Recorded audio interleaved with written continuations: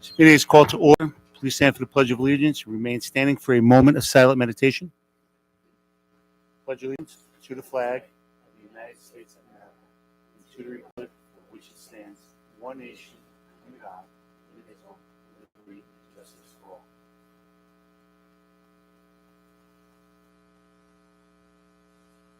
Thank you. I'm going to turn it over to Dr. Pelletieri to the superintendent's report.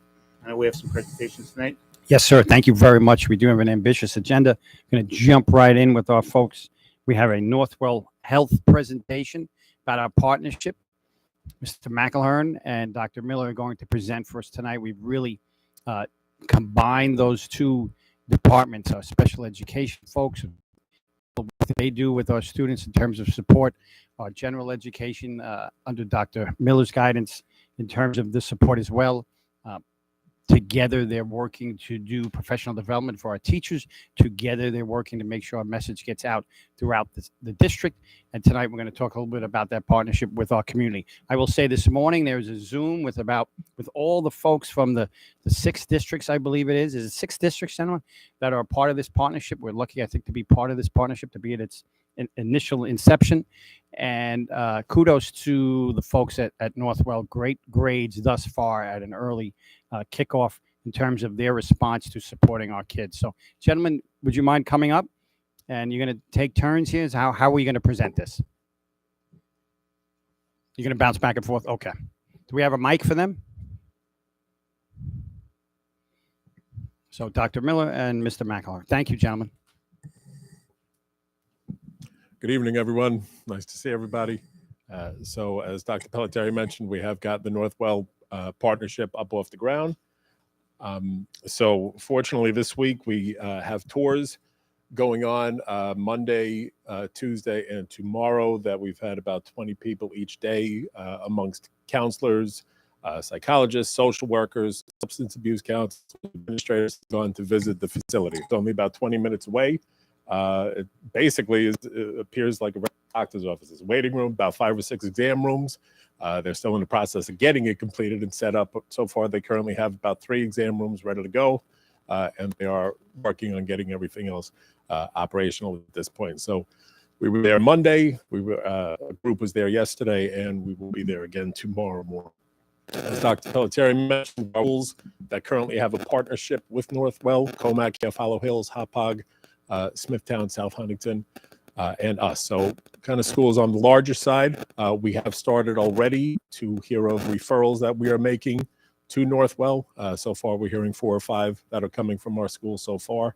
I know I was in Seneca this morning, and they were making their first one today. So we are starting to get up and running on that. Dr. Miller, these are students that would have been sent to the emergency room, perhaps? The emergency room or possibly DASH, other facilities like that to treat some of the issues that have been going on. A lot of school anxiety that is popping up. So we have started to make the recommendations directly to Northwell. Okay. Okay, I just want to jump in because there are 2 different components to Northwell. Just grab the mic for a second. 2 different components to Northwell.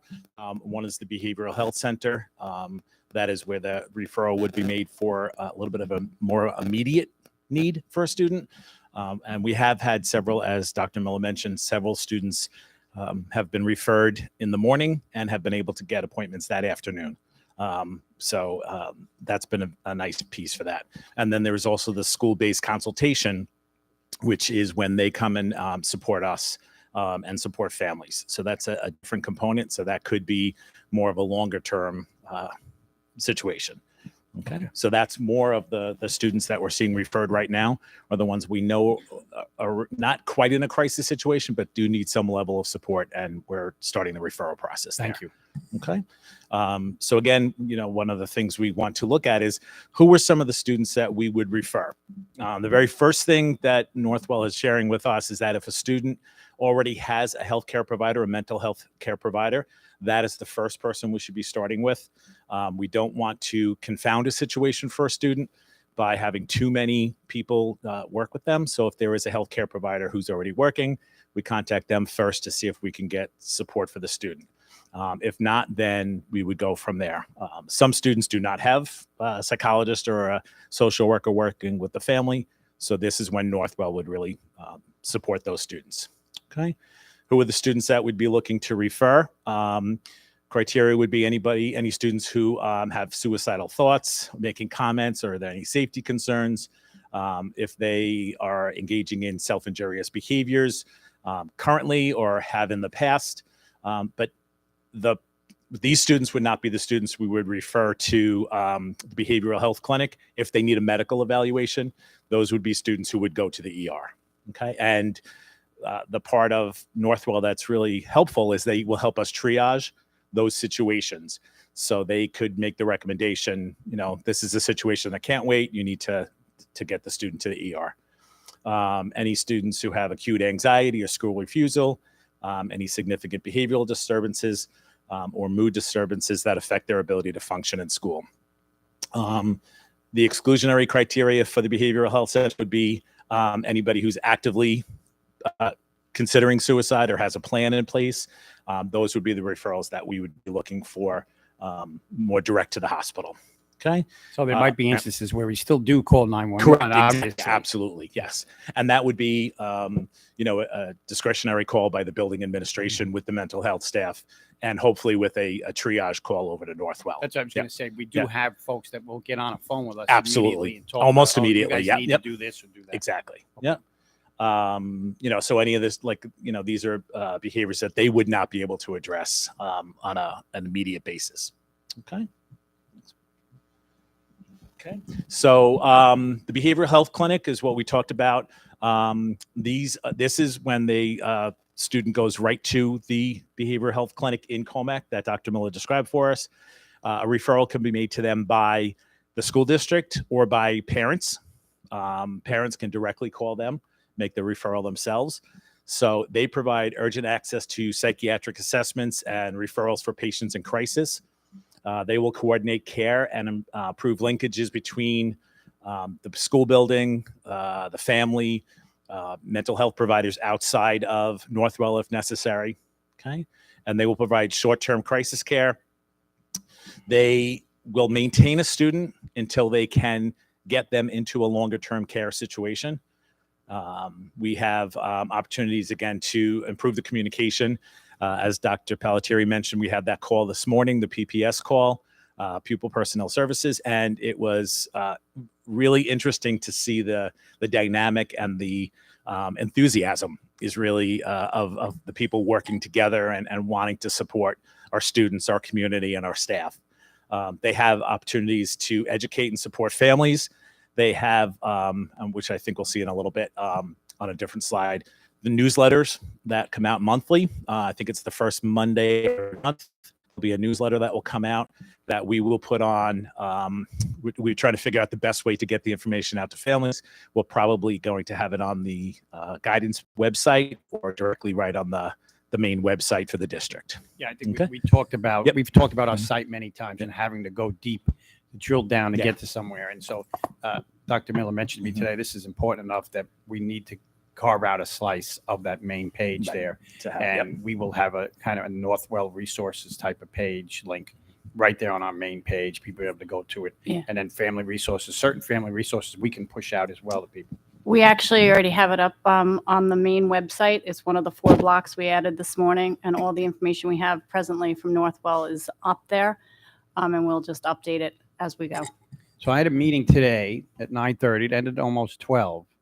And between now and then, Jack Render, you already got that up on the website. Kudos. Thank you very much. I appreciate Yep. that. Pretty effective, right, guys? How about from a Matthew, social what do you media think? perspective? Are we doing that as well? Because I know a lot of people follow our pages. Yep. So we're pushing it out that way. And Jack, we did talk about that as well, right? The social media piece of it. Yeah. Yeah. Absolutely. Yeah. And again, our goal is really to help avoid those hospital visits for students. Many times what happens for students and families is they're in a situation in a school and the recommendation is to go to, I'm not going to call out any hospitals, but Mather or Stony Brook.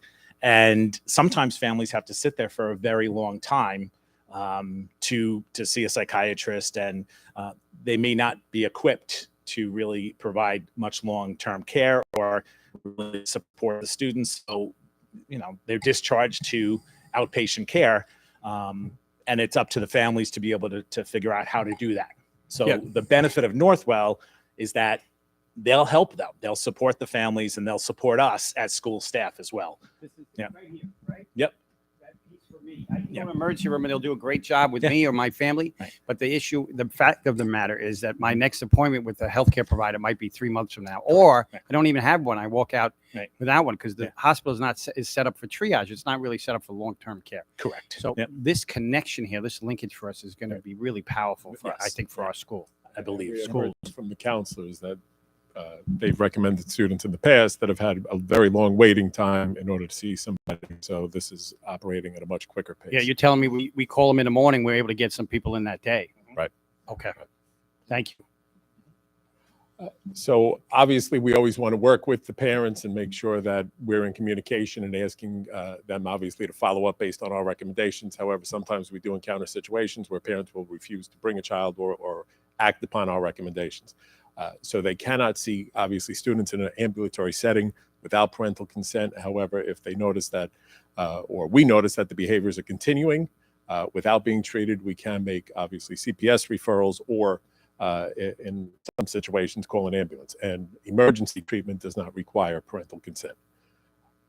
If the child, if our people, our counseling staff, our psychologists and social workers are unsure if a student has to go to the hospital, they can call the Northwell Health Facility and kind of be walked through that process and kind of talk to the professionals on staff there to make a determination whether or not that needs to be the case. There does need to be insurance. However, anybody within the partner district, if they don't have insurance, they will obviously take care of the students. So we paid to be partners in this, right? And now you're saying that not only are the parents paying on their insurance part, but they're also paying their copay. So what exactly did we pay for? We're paying for all the other services, the school-based services, the school-based consultation. We're paying for the use of the facilities. We're not the partnership that we paid for would include like if we need to have psychiatric evaluations in district, and that's another piece that we're going to get to. So that's more of the piece we paid for in our contract with them, and the ability to use them to support our students. And have you noticed, I mean, I don't know if they've seen anybody yet, but if the family is struggling with the copay or if the family doesn't have insurance, they've worked with them as far as a payment plan, or they've worked with them. Is there any type of financial aid available for families? They will work with agencies to provide financial aid, to help the family get either insurance, public insurance, or, work on the copay and do payment plans and things So like nobody that. is being turned away. Nobody because will be that's where- turned away. okay. Yep. When we Yep. were there, we were there Monday morning, and that's one of the things that we asked, and they are not turning anybody away. Yep. So one of the questions that came up today is will information be shared with the school? And in order for information to be shared with us as a school district, parents still need to provide parental consent. And they said that about 80% of the time, parents have no problem providing that consent to the school district to be able to release, information to us. This is if a student is going into the behavioral health center. Okay. And again, can we get copies of the evaluations? So long as they're, it's released to the parent can then share with us if they choose to. Okay. This question did come up because a lot of times when students are hospitalized, we do need to get a medical clearance that they're able to come back to school. And Northwell said if there are situations that a letter is required, they would be able to provide that. And they will provide diagnoses and recommendations with parent consent. So if we're looking for a differential diagnosis or clarification of a diagnosis, they'll be able to support us with those kind of situations. Okay. If a child is seen at the emergency room and they are affiliated with Northwell, the team will be able to directly work with the emergency department at that hospital. If they are not affiliated, then once a child is released from the hospital setting, Northwell can come in and support the student following that release from the hospital. Okay, so if a student goes to Mather or Stony Brook, then Northwell the Behavioral Health Center could support the students after that. basically any student within our district, going from our pre-K kids all the way up to kids who are 18 and in some cases even older, as long as they're part of the district, are able to be seen at this facility. Obviously, sometimes the kids on the younger end of the spectrum, there might be some more difficulty in navigating the care. So Northwell would obviously work with the parent and the school to make sure that the kid is getting the care they needed, and set them up for potential longer term care. But any student enrolled in the district is covered by this. I just want to reiterate. So I have a 3-year-old, and no one in public schools, I can go to this because I live in the Sachem School District. Yep. I have my entire family going to St. Anthony's because they expert hockey play, whatever it is. I can still go to this because I'm part of this district. My 21-year-old is home from University of Providence, right? And he can go because of this. Once they graduate, that's it. Yeah. They're in college now. It's up until, up until so I can be 18, 19, 20, still in high school. right. Right? Once And once that's you where I can get the graduate, service. that's it. Yep. Okay. Yep. So some of our who stay in school until age 21, they would be. Okay. It doesn't stop at age 18. Okay. Thank you. And we do provide services for students who speak different languages. Have translation services available also to help communicate with the family. Since it's such a young age for intervention, is this going to be where a parent can turn for some type of diagnosis, ADHD or autism, things like that, so that they can get them started in our school system into the special ed program?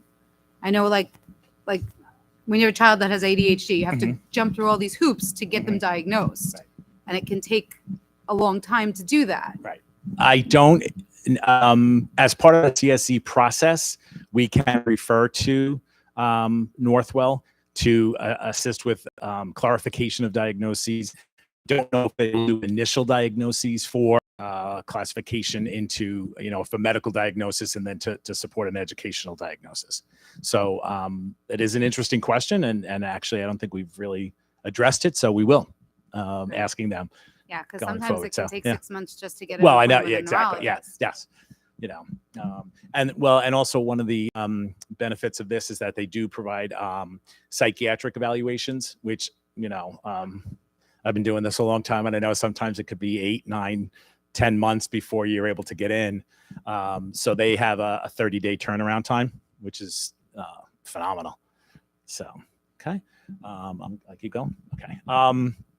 So the flip side of, after the Behavioral Health Center, the other part of what Northwell is supporting us with is this school-based formal consultation services.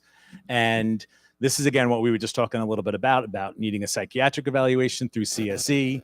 If a student is taking medication and they need to reassess and looking for a second opinion, or clarification is needing. If a psychiatric or psychological evaluation was completed and the CSE is, looking for some more information, they'll be able to support us with that. Okay.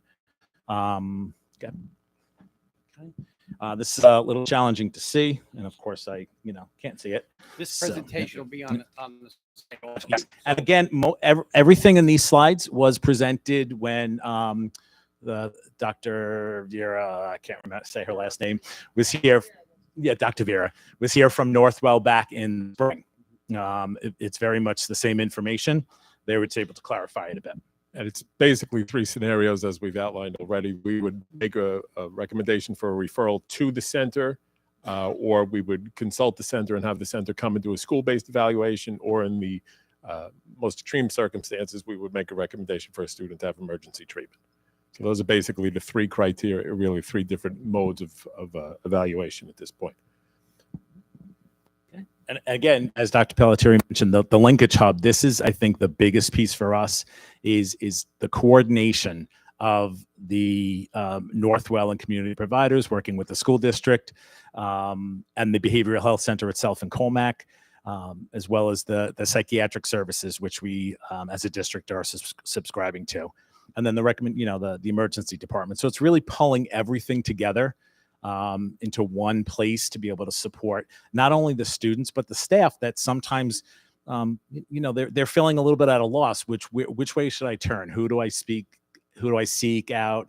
And it gives parents also a great opportunity to know that they're, the village is helping. It's not just one or two people who are supporting them. So parents end up at the emergency room. Uh-huh. What should they say?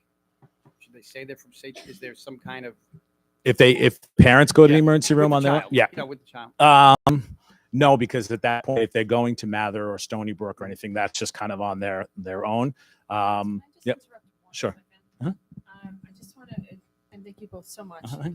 Very, really appreciate everything that you're sharing. But I just want to say that the Northwell Health is more of a crisis intervention. Mhm. So this is not a place where we're going to have our children go so they can have a diagnosis, right? Because I know, Ms. Volpe, you were asking about that.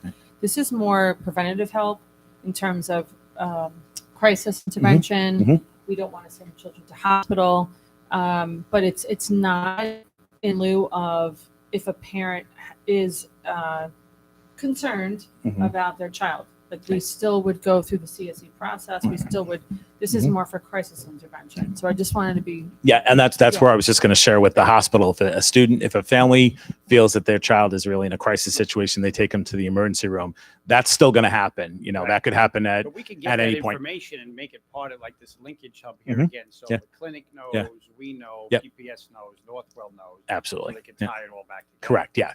But, if a family is going to the emergency room for a crisis situation, they don't need to identify who they are or anything, because if it's not an emergency department affiliated with Northwell, then Northwell will pick it up after the fact. Again, by the parent's referral or our referral. They wouldn't just know to reach out to them. Okay. So in the getting onto the crisis intervention, right now in this day and age, especially because of the pandemic, we find so many children who are kind of like, they're not in crisis, but they are, their parents have noticed them withdraw. Their parents have noticed them, sit in their room or not, interact the way they once did, not get the grades they once did, or participate in sports and things like that. And I've noticed it a lot where people are saying, I'm trying to get somebody for my child to talk to, but the wait list is free. I cannot find anyone. So now they're not in crisis at the moment, but isn't this still available to them? Yes, absolutely. And that's what the school-based services are. That it's not an immediate. So if it's a situation where a student needs to be seen right away, that's when the call is made to the behavioral health center. They will get them in right away. Like I said, almost within the day or two, do an evaluation and move forward from there.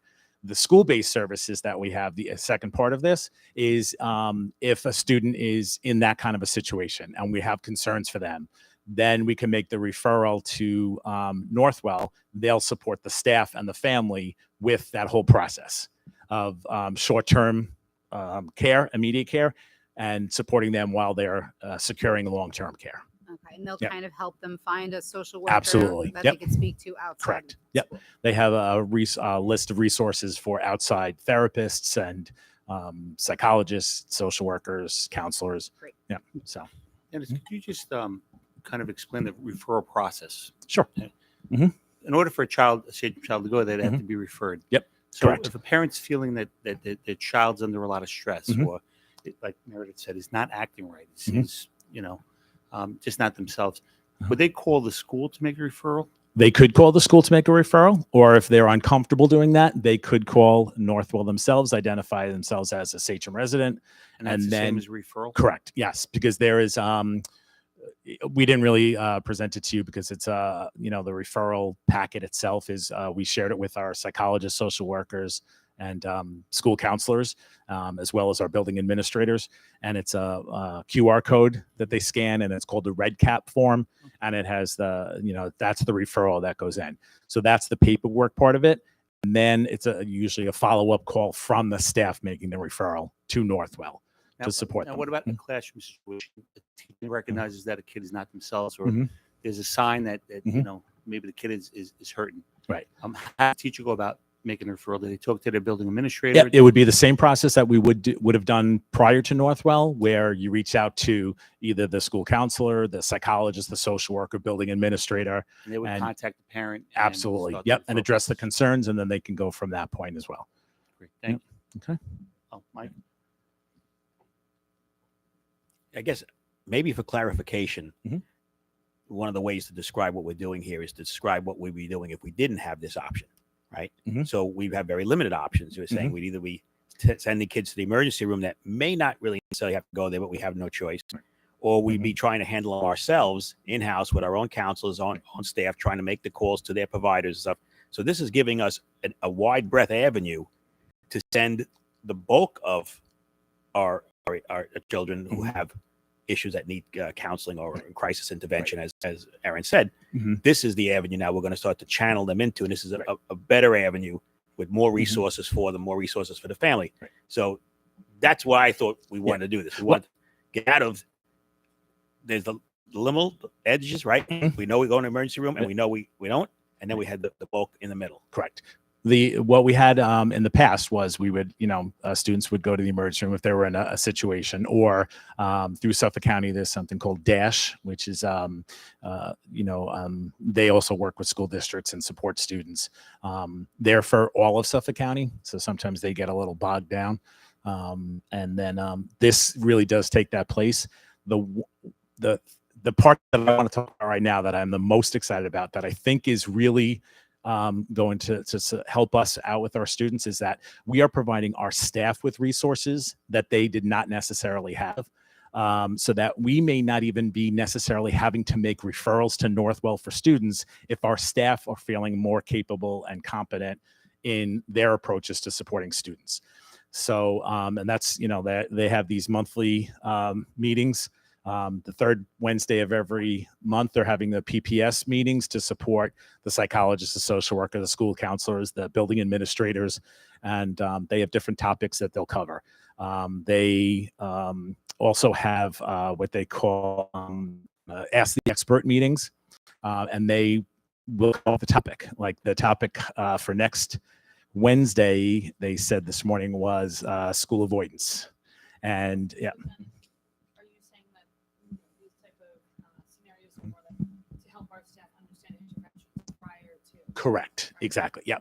And to really have the tools to be able to support the students in the school building, and have so that they're feeling that they have the resources.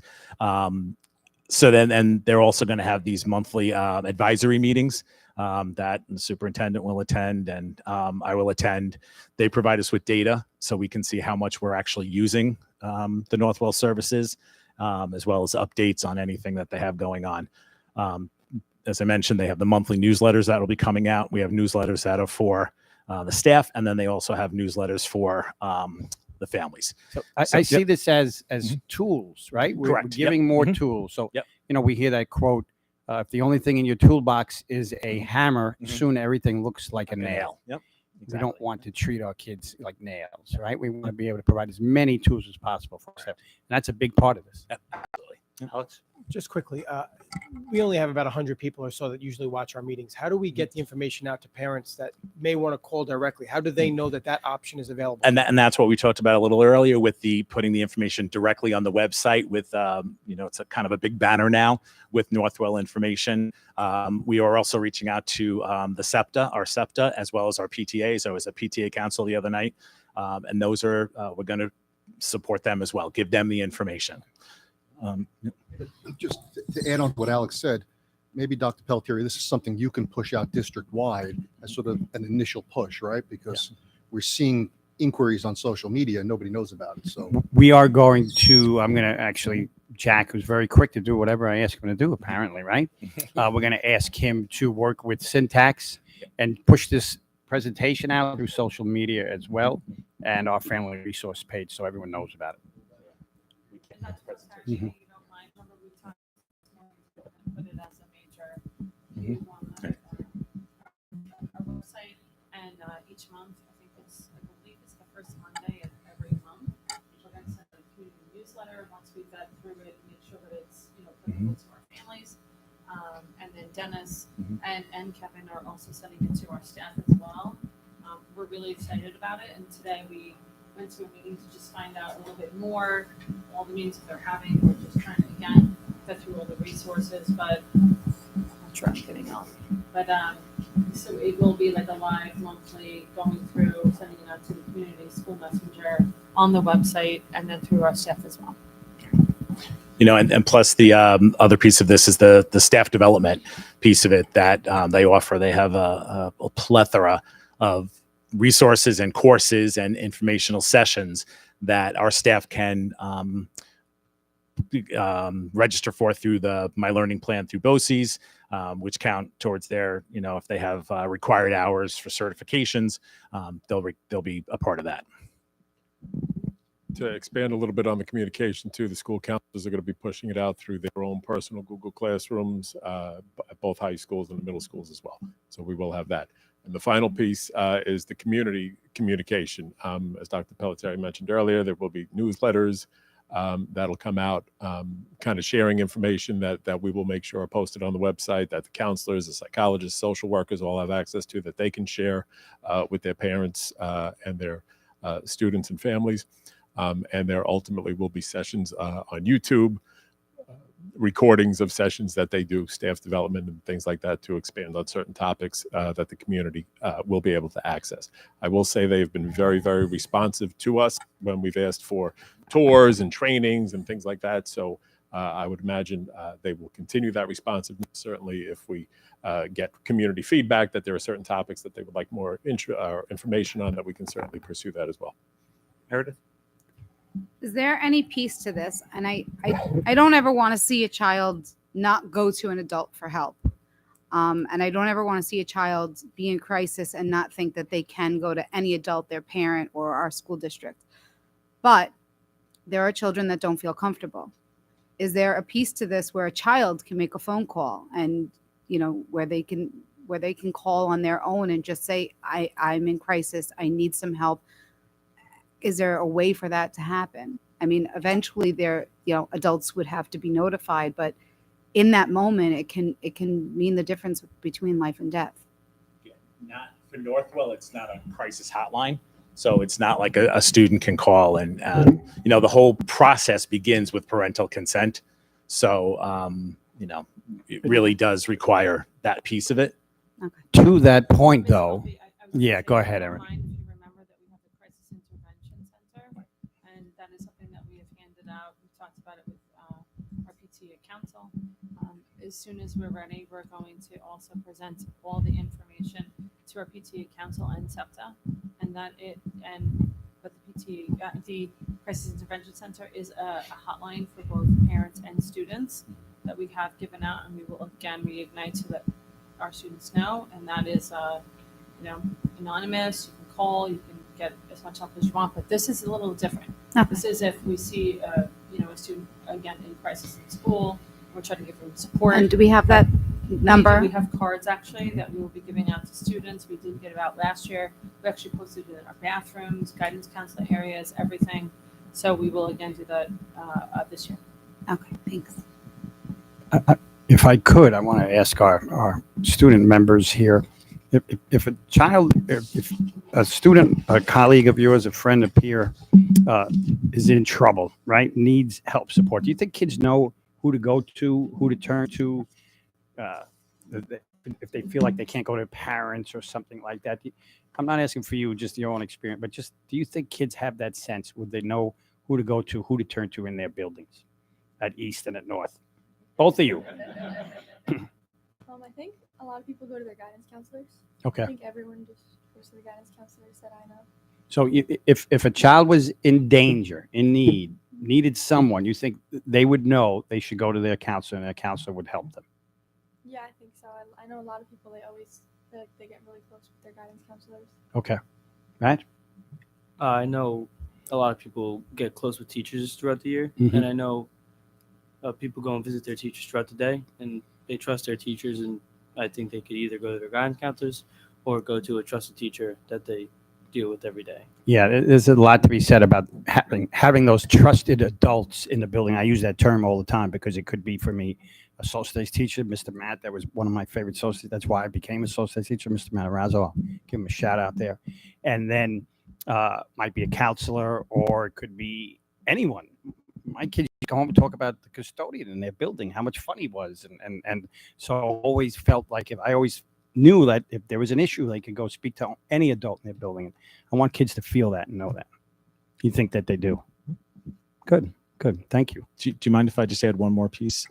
Because, as I'm listening and you're saying about the teachers being somebody or guidance counselors, one of the things that we could be doing is going to faculty meetings in the buildings as well, talking to the general education teachers. And it's not just the mental health staff. It'll be all teachers who will have a working understanding that this is an availability for them.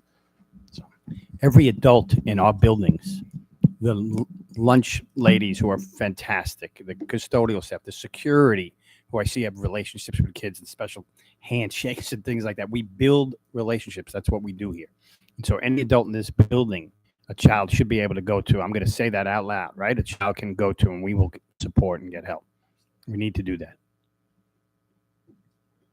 Mike, just taking a closed loop on this whole thing, I guess what we should do is ask to have this put on an agenda at the beginning or the end of this year or beginning of next year about how our usage was and how we used it and how it can be improved. So if you could put it on a future agenda item, either in late June or we will certainly do that. And not only that, I have seen presentations being a part of this elsewhere where they come back and tell you we had X number of referrals, X number of cases, X number of completed survey, all these types of data. And certainly that's something that we'll look forward to sharing.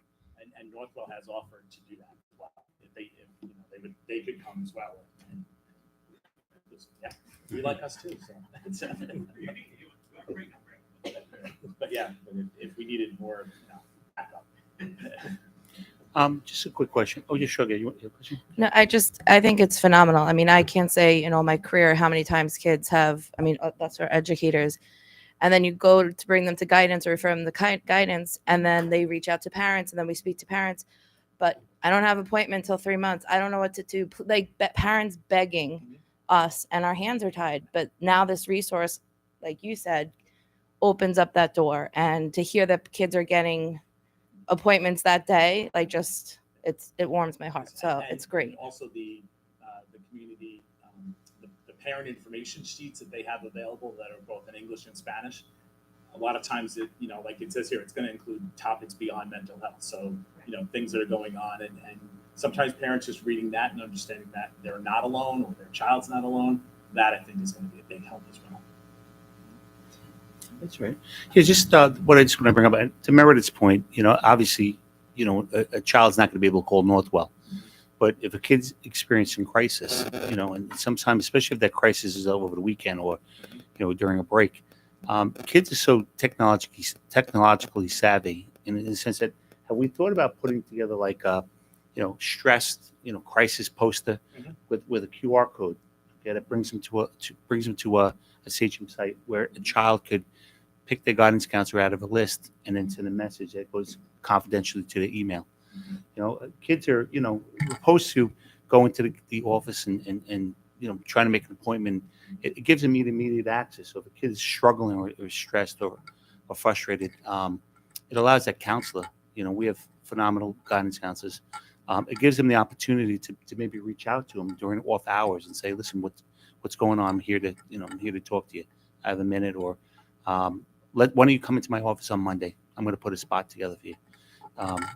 It's just something because, like I said, that QR code is everybody's using them. And if we link it to a counselor, maybe we're able to get that kid in fast. Maybe the child feels more comfortable using that technology versus walking to the counselor's office and trying to make an appointment. So just something to think about.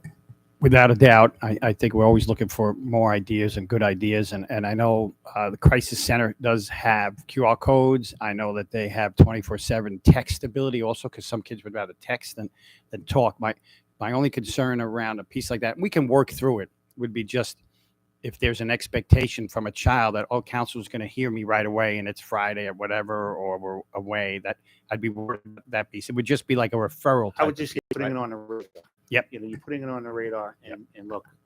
I need to speak to you type thing, QR code, so the counselor gets it. Most teachers have a remind, And believe me, I have students sometimes that will reach out to me, 9:30 at night, with a question. And if I'm able to answer them, I do. If not, at least I know they're on the radar in the morning. I can hold them, with a remind message in the morning. So I'm not saying that it's a 365, 24/7. Yeah, yeah. But it just gets the kid on the radar so that the counselor can say, oh, wow, maybe I need to reach out to this kid first thing Monday morning and have a conversation.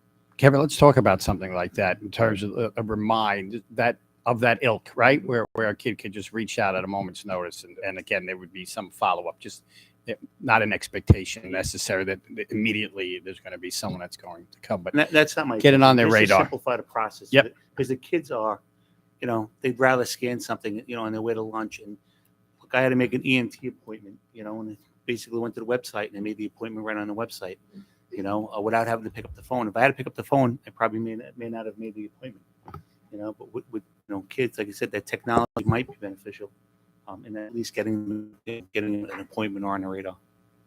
Vinny, do you have something? Yeah, just it's probably more to streamline an appointment with the counselor, right, versus intervention, right? But so streamlining the appointment where they may feel like, hey, I want to see you Monday morning or something like that, but it can't be a substitute for the crisis intervention, right? Yeah. Is that it, gentlemen? I just have one question too. The Crisis Intervention Center, if somebody does pull over the weekend, they do contact us, our school district, right? I'm sure all of our counselors would love to be available, but again, if they're not, that's okay. I think I heard you, Rob, say, like, if I can, I'll answer somebody. And I think all of our counselors, all of our staff is always willing to do that. But Crisis Intervention Center is really wonderful in that if a child contacts them, and we're not aware of it, they do alert us so that we can make sure the following school day, to the best of our ability, we can look to make an appointment with them. So I think that's a really great partnership for us. Absolutely.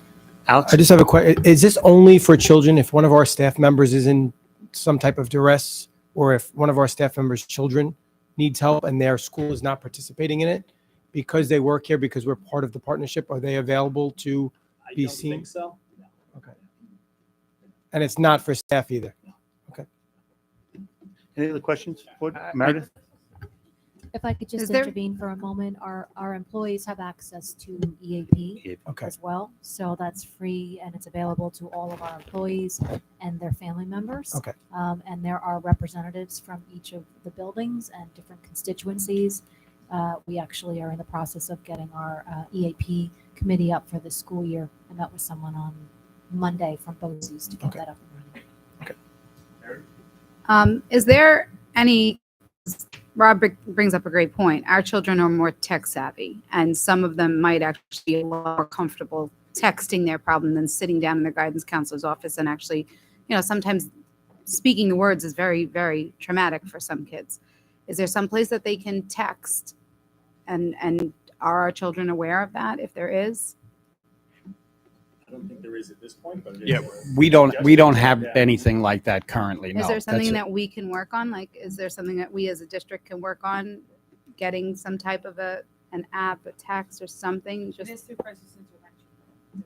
Yeah, we do have it through crisis intervention. My concern is if we start to replicate too much of things, kids will end up going in many different directions. No, but I'm saying if it exists, then how do we get our children to be aware of that? Because that could. It exists with crisis center. Okay, yes, Right, and so- that we can push out, that we can hang in the bathrooms and the locker rooms, and those are things we do with QR codes, and the opportunity to text is right on that Right. sign says prefer text, and they can do that. But we can get more of those resources, Aaron, and make sure those get pushed out. Because I know, when we went through the pandemic, we were very quick at getting posters everywhere about masks and social distancing. I think this is a lot more important, and getting, if they're not perfect, the posters, that's okay, because Yeah, timely. I think we were, very pleased with all the services last year around crisis intervention, and it's free. So we should say that, yay, thank you for doing that for us. But we were just waiting for the school year to go underway, Northwell Health, and we'll send out all of those to our staff, to our administrators, to the community, and then we'll also send out those free resources for our students where there is anonymity, and you can text, you can call, no one needs to know, or they can know, and so we can send that out as well. We have a really great Google, email chain that we send out everything to our students. So we would just do the same thing like that this year. Okay, great. Any other questions? Thank you so much for coming out and sharing. Thank you, We look gentlemen. forward Appreciate it. to seeing the status of it down the road. Thank you. Great job. Thank you.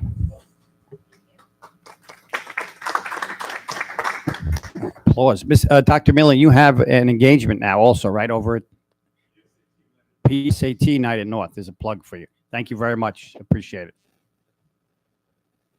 Okay. Mr. Rakis is going to present now some school construction work we did this past summer. Michelle, you have minus 30 minutes to do it. Okay? Northwell presentation kind of cut into your presentation. No, that's okay. This will be very fast because we're going to look at a lot of restrooms. Minus 30 minutes, Erin.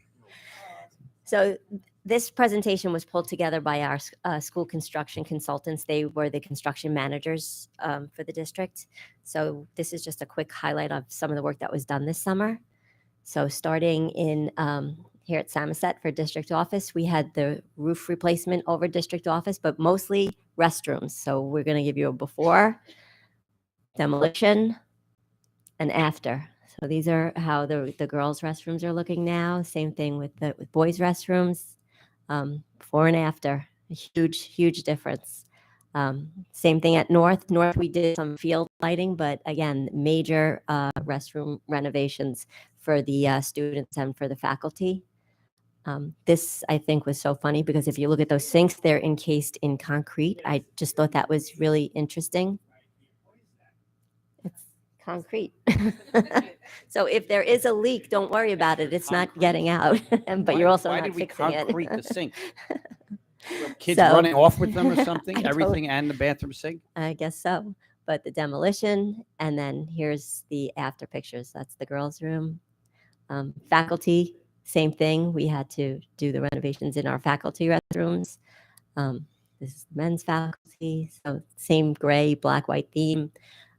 Sagamore, same thing. This was the year of the restrooms, but they were very much needed. So just a lot of before and after pictures. Restrooms now are also EA compliant. We did the some roof work. Well, here's restrooms, Somerset. It was much needed, and they are slotted for future projects as well. This is big at Seneca. They did the music suite, the band room, and the orchestra room. So here's a before picture. Pardon? So like the suite and labs, Right. So here was the demo that was done over there. And now here's the after picture. And I think we saw them on some of our walkthroughs. Merrimack roof replacement. And then, of course, the same thing at Waverly, which we're still in process right now. The red box at the top, that's the gym. That's the last section to be replaced. And that'll be done by next week, they say. So we should actually ask the students, since they are in high school, if you're in North, how are those bathrooms looking? Oh yeah, they definitely look completely different. It was a surprise coming in this year. Yeah, one bathroom in the A wing definitely is totally different. With the concrete sinks, Totally, right? yeah, totally different. Matthew, tell your buddies, right? Take it easy on those bathrooms. Oh, absolutely. Yeah, no, Please. If you have Absolutely. any pull, My you're the son- president, right? My son's friends were all like, the bathrooms are fire. Did you see? I'm like, they're talking about bathrooms. They were so excited. That'd be a great So- T-shirt for Simon. Where are they? Seneca? The bathrooms are fire. That's a great T-shirt. But that's it. That just a quick update on the projects that were done this summer, and it was huge. And yes, all of that will be going away. Yep, correct. Exceptional. Thank you very much. Yeah, we thought it really important, Michelle did, that we show our folks where their money's going, right? And what we're creating. And apparently it's fire, whatever that means. Now, I will hope that- it's good. Will that be on our website for Yeah, parents to see? Both of those Both of them presentations will. we did tonight will make I sure know we they go kind of on went the through it website. quick, so if parents want to take a look at it, they can take a look at it. Yeah, as well. Michelle, I didn't mean to rush you that much. I'm That's sorry. that's okay. And Question. there's one with a few more slides, so I can have that posted to the website. That's That's fine. Yeah, Michelle, just other than that section of roof on Waverly, is anything else left undone that was started and we're still finishing, or we? I think the roofing projects were the end of it. Okay. So I think we're good. Any other questions from the board on the construction? Okay, great, thank you for the update. we are ready to move forward. Mr. Scavo, thank Can you. I ask a question once we're in the superintendent's report? Sure. And I want to catch him off guard because I know last time because I just wondered if you could give us and the community some of your impressions and feedback from that conference you attended up with the superintendent, with the other superintendents and the commissioner. Certainly, I appreciate that. It was interesting. That conference begins on Sunday afternoon at 2:45. That was around the time the Jets were beginning their comeback, I think, and the Giants. I was just talking about this and another team. So it's interesting that a conference begins a Sunday at 2:40. That's what it is. You get to see any of that. Aaron Judge probably just hit his 61st home run, but that's okay. But not yet. Alex is watching it. Okay. So the opportunity to meet with superintendents from across the state is really an incredible opportunity, because you start to hear from people that are living the same life as you and have some of the same concerns, and you start to pick out things that you're like, wow, that's really a great approach. So one of the things we talked a lot about, and there were presentations on, was social emotional learning for kids, and I talked a lot about our Northwell partnership, and people are very interested in that opportunity. Many people are doubling down on social emotional learning. Some districts do full-on surveys, and that's something that I'm going to bring back and talk to Erin about in terms of the students and staff, in terms of surveying where they are mentally. There are programs that do this every day. Kids can log into their Chromebook and click, how do I feel today? It's like a smiley face or a sad face or kind of an even face, like the different ways in which we can get this information from kids. So that impact of what's happened these past few years really is resonating throughout the state with the superintendents and with the state officials themselves, asking us to ensure that we are taking care of our kids, our staff, making sure that we are reaching out to them and getting the information out as much as possible.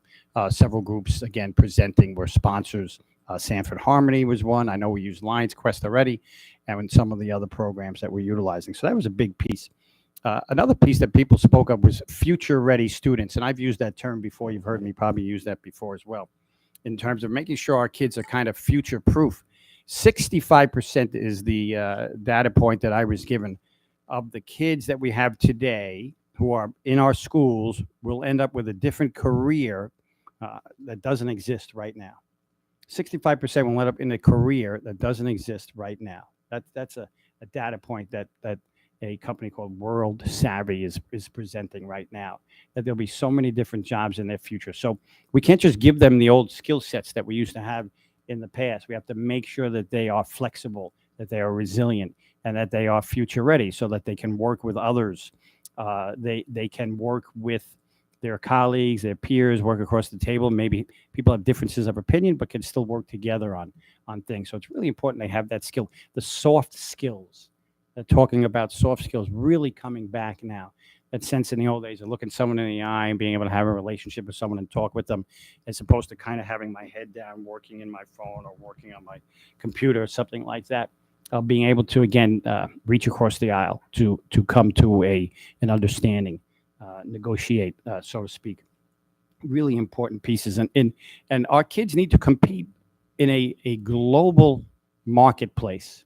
And this goes back to Thomas Friedman and things like so. This is not brand new, but what are we doing about it, right? What's in our goals that says our kids are going to become future ready? What's in our profile? I think we're going to look at portrait of a graduate. What's in our portrait of a graduate that's going to allow us to look back and say, here's how we prepared these students well. This is what it means to be from our particular districts. There's some great districts out there doing some really amazing things. As far as some of the things from state education department announced that they have a 64-member panel of a blue ribbon committee, and they're going to be looking at graduation measures. And they are going to put out a document of recommendations for the summer of 2024. And we may see very different recommendations in terms of regents. Will they be here or not at that point? What are the graduation requirements at that point? Might they change? Some of the coursework that we take might change in curriculum.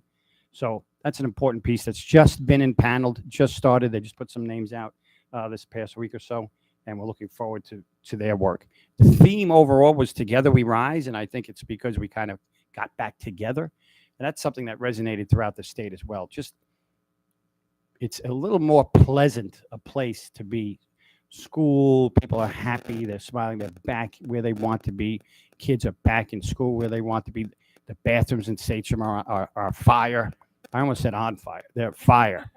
So that was a great point in terms of being able to come together and hear all those stories and that networking and then that conversation from across the state, really, really powerful. I brought back some great stuff for us to discuss.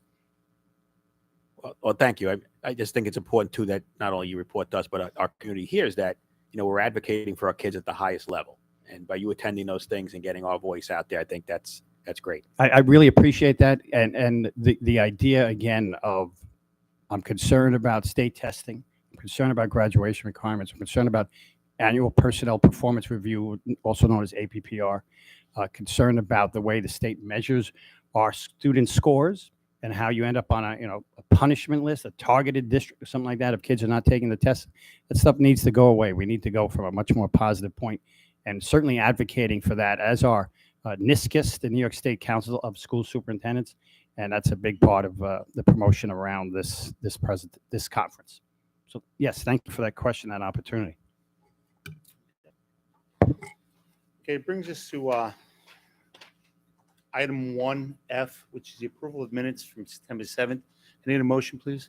Sabrina, second. Laura Slattery. Any questions or concerns? All in favor? Opposed? Motion's carried. Allison, any visitors tonight? No? Item 3, we have business items, consent agenda A through C. Any motion, please? Okay, Ms. Iserni, second by Alex. Okay, questions or concerns? All in favor? Opposed? Motion's carried. Item 4, personnel items. We have a consent agenda A through P. It's going to take us all the way to page 14. Okay, and this is personnel for teachers. Any motion, please? Okay, Mr. Reynolds, second by Ms. Alex Rillo. Questions or concerns? All in favor? Opposed? Have anything tonight? No. Okay. Item 5, personnel for support staff. We have consent agenda A through I. Need a motion, please? By Mary Falby, second by Mike Cernia. Questions, concerns on this item? No. All in favor? Opposed? Motion's carried.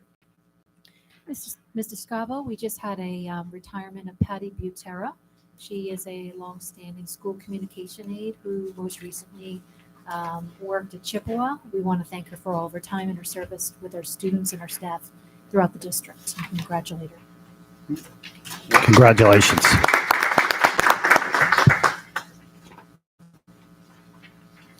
Item 6 on the bottom of page 17, we have contracts, consent agenda A through J.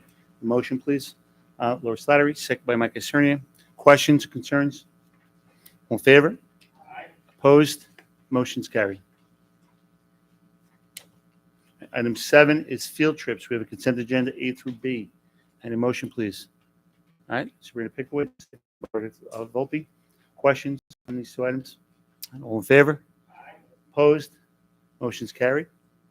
Item 8, action items, approval of NISBA resolutions, dinner attendance. Any motion, please? Ms. Isernia, second. Ms. Pickowitz. Questions or concerns? All in favor? Opposed? Motion is carried. Item 9, board committees. Okay, and this is the approval of the members that were picked, selected by the board to serve on the committees. Any motion, please? All right, Ms. Volpe, second by Ms. Isernia. Questions, concerns, or discussion? Meredith? Just make an announcement that we're not completed yet with, it's the Budget Advisory Committee, right? Yep. So tonight we will select, I think we have some members selected for the Budget Advisory Committee. We're going to select the remaining members. That'll appear on the next agenda. Okay. Any questions? All in favor? Opposed? Motion is carried. Item 10 is the Committee on Special Education. We have a consent agenda A and B. And in motion, please. Alex Picarillo, any second? Okay. Mike Cernia. Questions? Discussion? All in favor? Opposed? Motion's carried.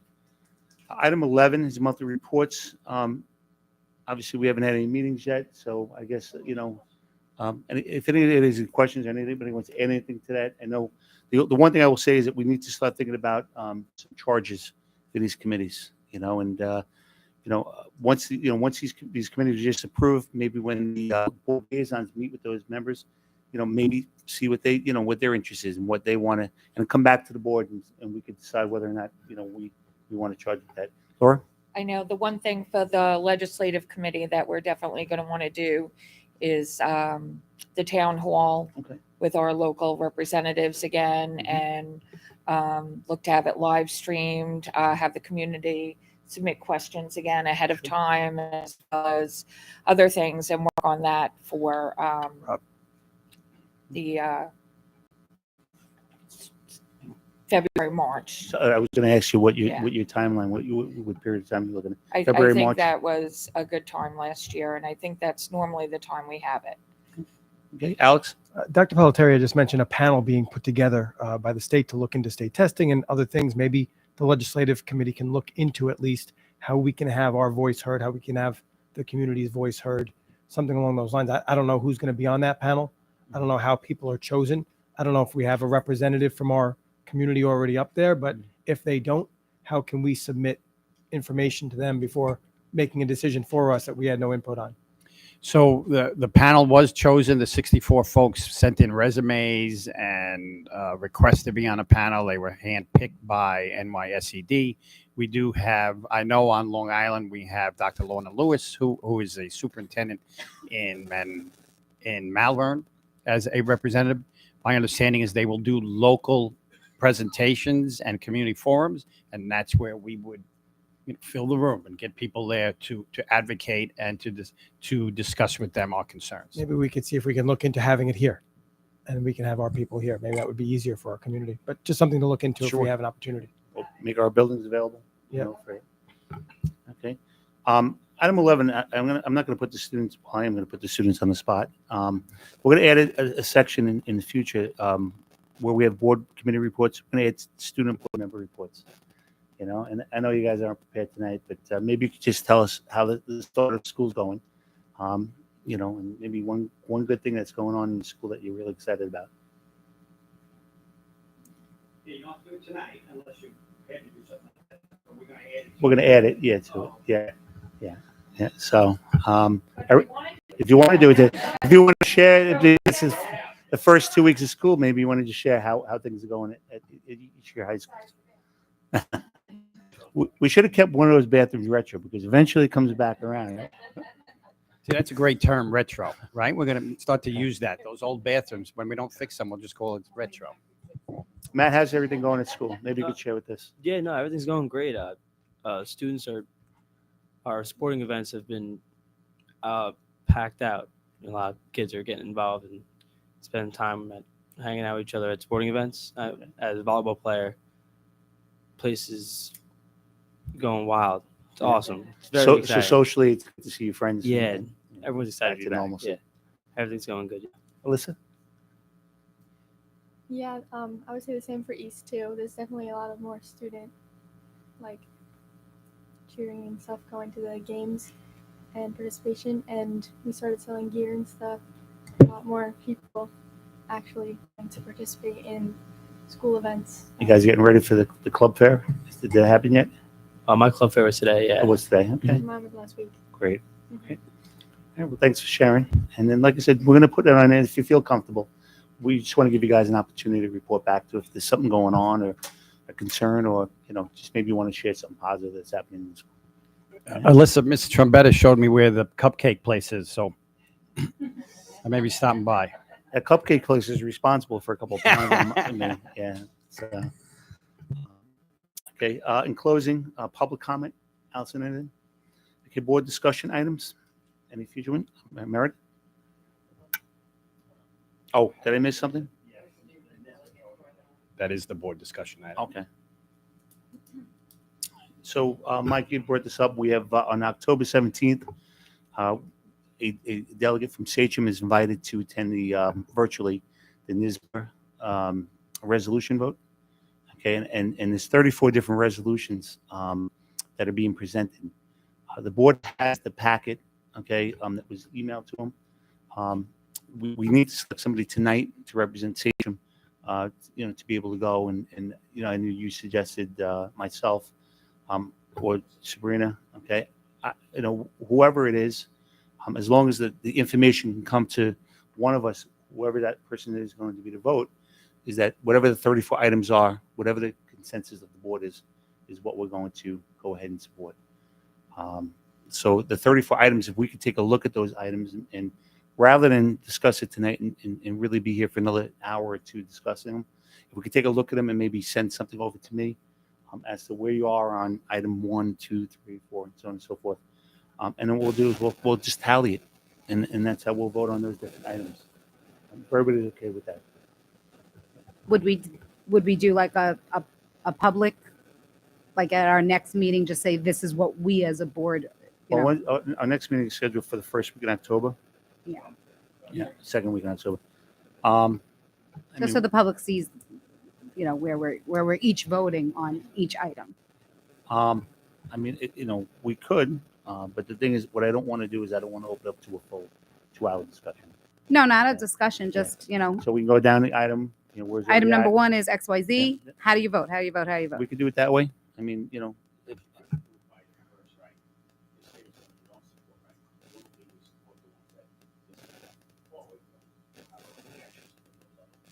yeah, we could do it either way. If we want to go through them, item 1, resolution, where's everybody at? Item 2. I mean, if we do it the other way, we definitely will streamline it, and we could actually present that this is what the Board of Education for Sagem is supporting.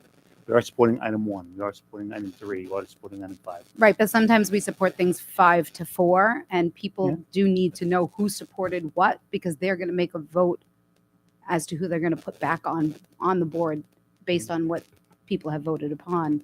Not just that, but everything that we've But ever voted is that upon. the only reason why you want to do it publicly, or do we want to just I do think it as a 'cause as a board? We're trying to be more transparent, and in transparency, you want your public to know where you stand on everything that comes our way. But we are. I mean, look, we could do it either way. But we are a board of education, and we put things forth. Look, we can go back to how we close schools. I mean, I was on the losing end of a vote, and that's fine. We move forward as a board. I don't want. If I'm going to be honest, we're looking to do it just to play gotcha. And It's not to play gotcha. It's so people understand where each person stands on very important topics. Yeah. But the 34 items that are there, once again, I mean, for the most part, they were accepted by NISBA as ones that they would consider. Yeah.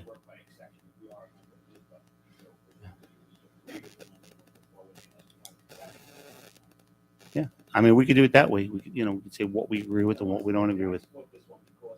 Yeah. Yeah, but if everybody agrees that what they support and what they don't do, and if all of us give our rationale next meeting, we better bring dinner because we're going to be here for a while. I'm not saying we have to do a rationale. I'm saying a quick yes or no vote. Do you support it? Yes. Do you not support it? No. If you don't support something and people want to ask you why you didn't support something, then they have your email. They can reach out. But Is there anything that's on it that's this controversial that we have to worry about? What we're going to be, So the resolution's being put forth by NISBA, right? We put 2 of ours were accepted. Right, I saw that, And then yeah. 32 others were accepted by NISBA, Correct. for a vote. Okay. Yeah, so. You want to have a discussion time, say something?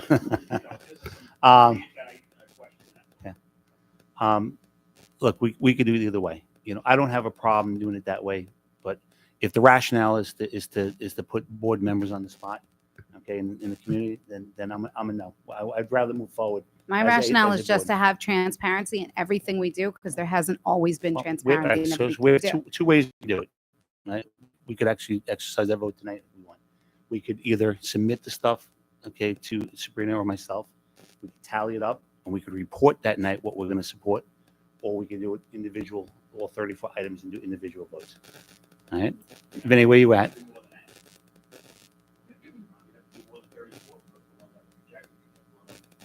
Well, the ones that we're talking about are the 34. Only the 34. The 34 that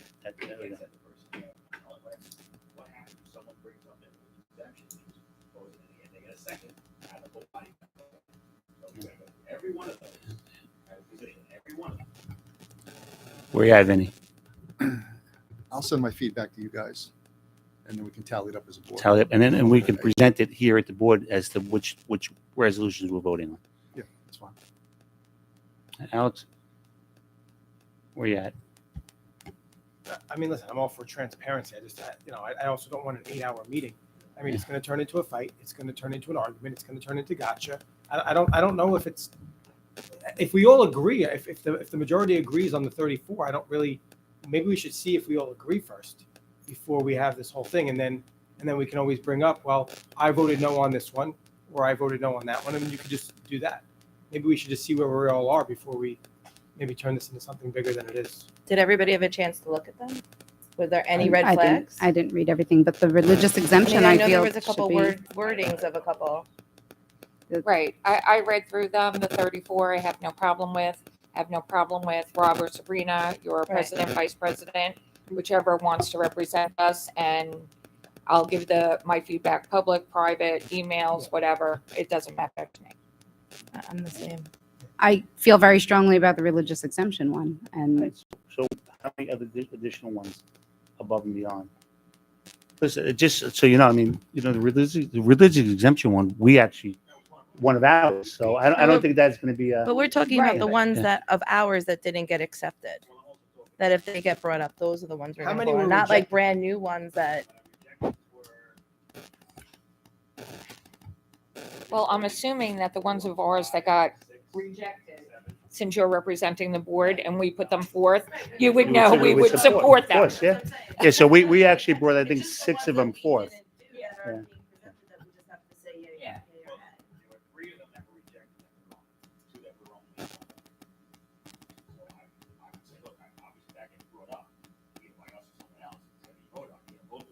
The one we put forth, exactly.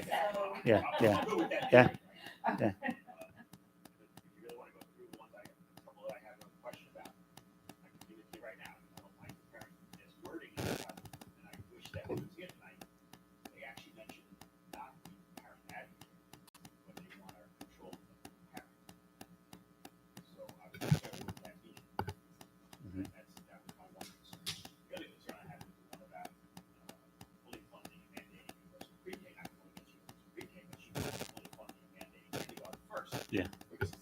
You know what would happen? I can see us.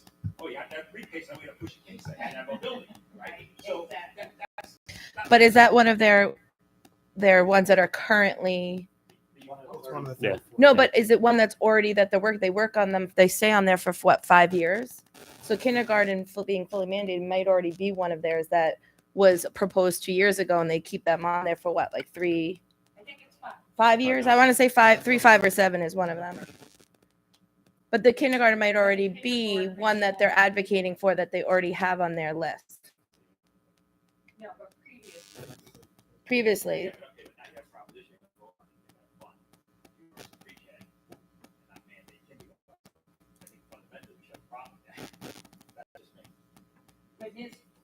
But could also have already put forth a resolution to mandate kindergarten, which I believe they did.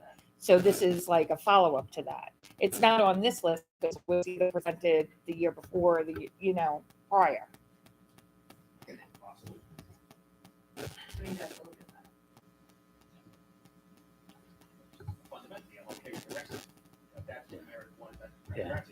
Yeah. I'm okay with all of them. The only problem that we have, like you said, with UPK, if we mandated UPK, it could create a space problem for us. Yeah, we're now losing our all-purpose rooms. We're now Right. losing things like that. But did they say mandate or fund? Fully So- funded for the entire district. Yeah. So how many people get rejected that don't get the lottery? right now, we're still over 100, So about 150. So we'd have to find. So we find would a have space. to find the So even if they space. funded it, even if they gave us another, $800,000, we'd have to find that space, and that might mean that some of our multi-purpose rooms get, displaced and. Yeah. But I'm going to be honest. I'm okay with all 34 of them. Like Laura said, I mean, there's nothing in there that really raises a red flag for me. And I'll say that publicly. And the ones that were rejected that we originally signed on, like religious exemptions, should a motion be made on the floor? I think the board should support those items because we originally put them forth. And then will we be prepared? Like, let's say we delegate you to do it. Would you go ahead and put that motion onto the floor and see if you can get a second for us? For the religious, But I think for the religious I exemption think and the other ones that we, based upon the email that I received, I think that they already have people lined up to make those motions. who will in do that? seconds. Okay, good. Yeah, I think I received an email from the president from Island Trees. And I think that they're arranging now to put them up with the understanding that, look, if we make a motion in a second, now how do we get the entire state to vote and agree to it? Yeah. So I have no problem with absolutely the ones that we put up. I thought we put 6 very good ones, very good resolutions up. So, yeah. I'll make a motion to send Rob and then and have Sabrina as backup if Rob something happens and he can't go. That's the 17th. What time of the day is that? 4 o'clock, 17th. Is the Tuesday. Okay. Yeah, that's fine. We could do that. I mean, if everybody's comfortable with that, something. Okay. All right. So, all in favor? Aye. Opposed? All right, motion carries. I just want to quickly, I don't want the community to be confused that if these resolutions or motions get passed, that anything is changing tomorrow. We could fight until we're blue in the face up here, but if Hochul or whoever it is says that's not happening, then we just had this huge 8-hour fight for absolutely no reason, and we made ourselves look crazy. So before we play this crazy game with each other, we might as well, make this what this means long term. It's like writing a letter to the governor as our own, but now we're writing it as the entire state. But again, they could throw that in the same drawer that they throw all our rest of our letters in and just say forget about it. This just starts the process Yeah. to get the NISBA to advocate for these particular items. It's just another group advocating. It's as a group instead of an individual district. Yeah. Okay, everybody. Listen, we could treat one. Everybody had an opportunity to take a look. Is everybody okay with all 34, with the exception of Ms. Dycerni's concern, which is the full funding of every child for UPK? I'm fine because even with the full funding, We could pick and choose. it could be 5-10 years before that Yeah. happens. And, some of our buildings may have more space than others as we look. So by the time it would happen, I wouldn't be opposed to having that done.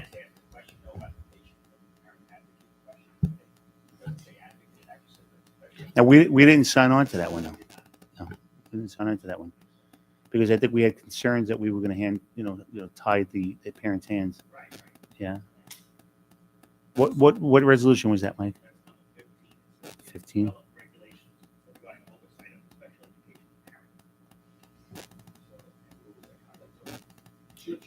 Parent advocate.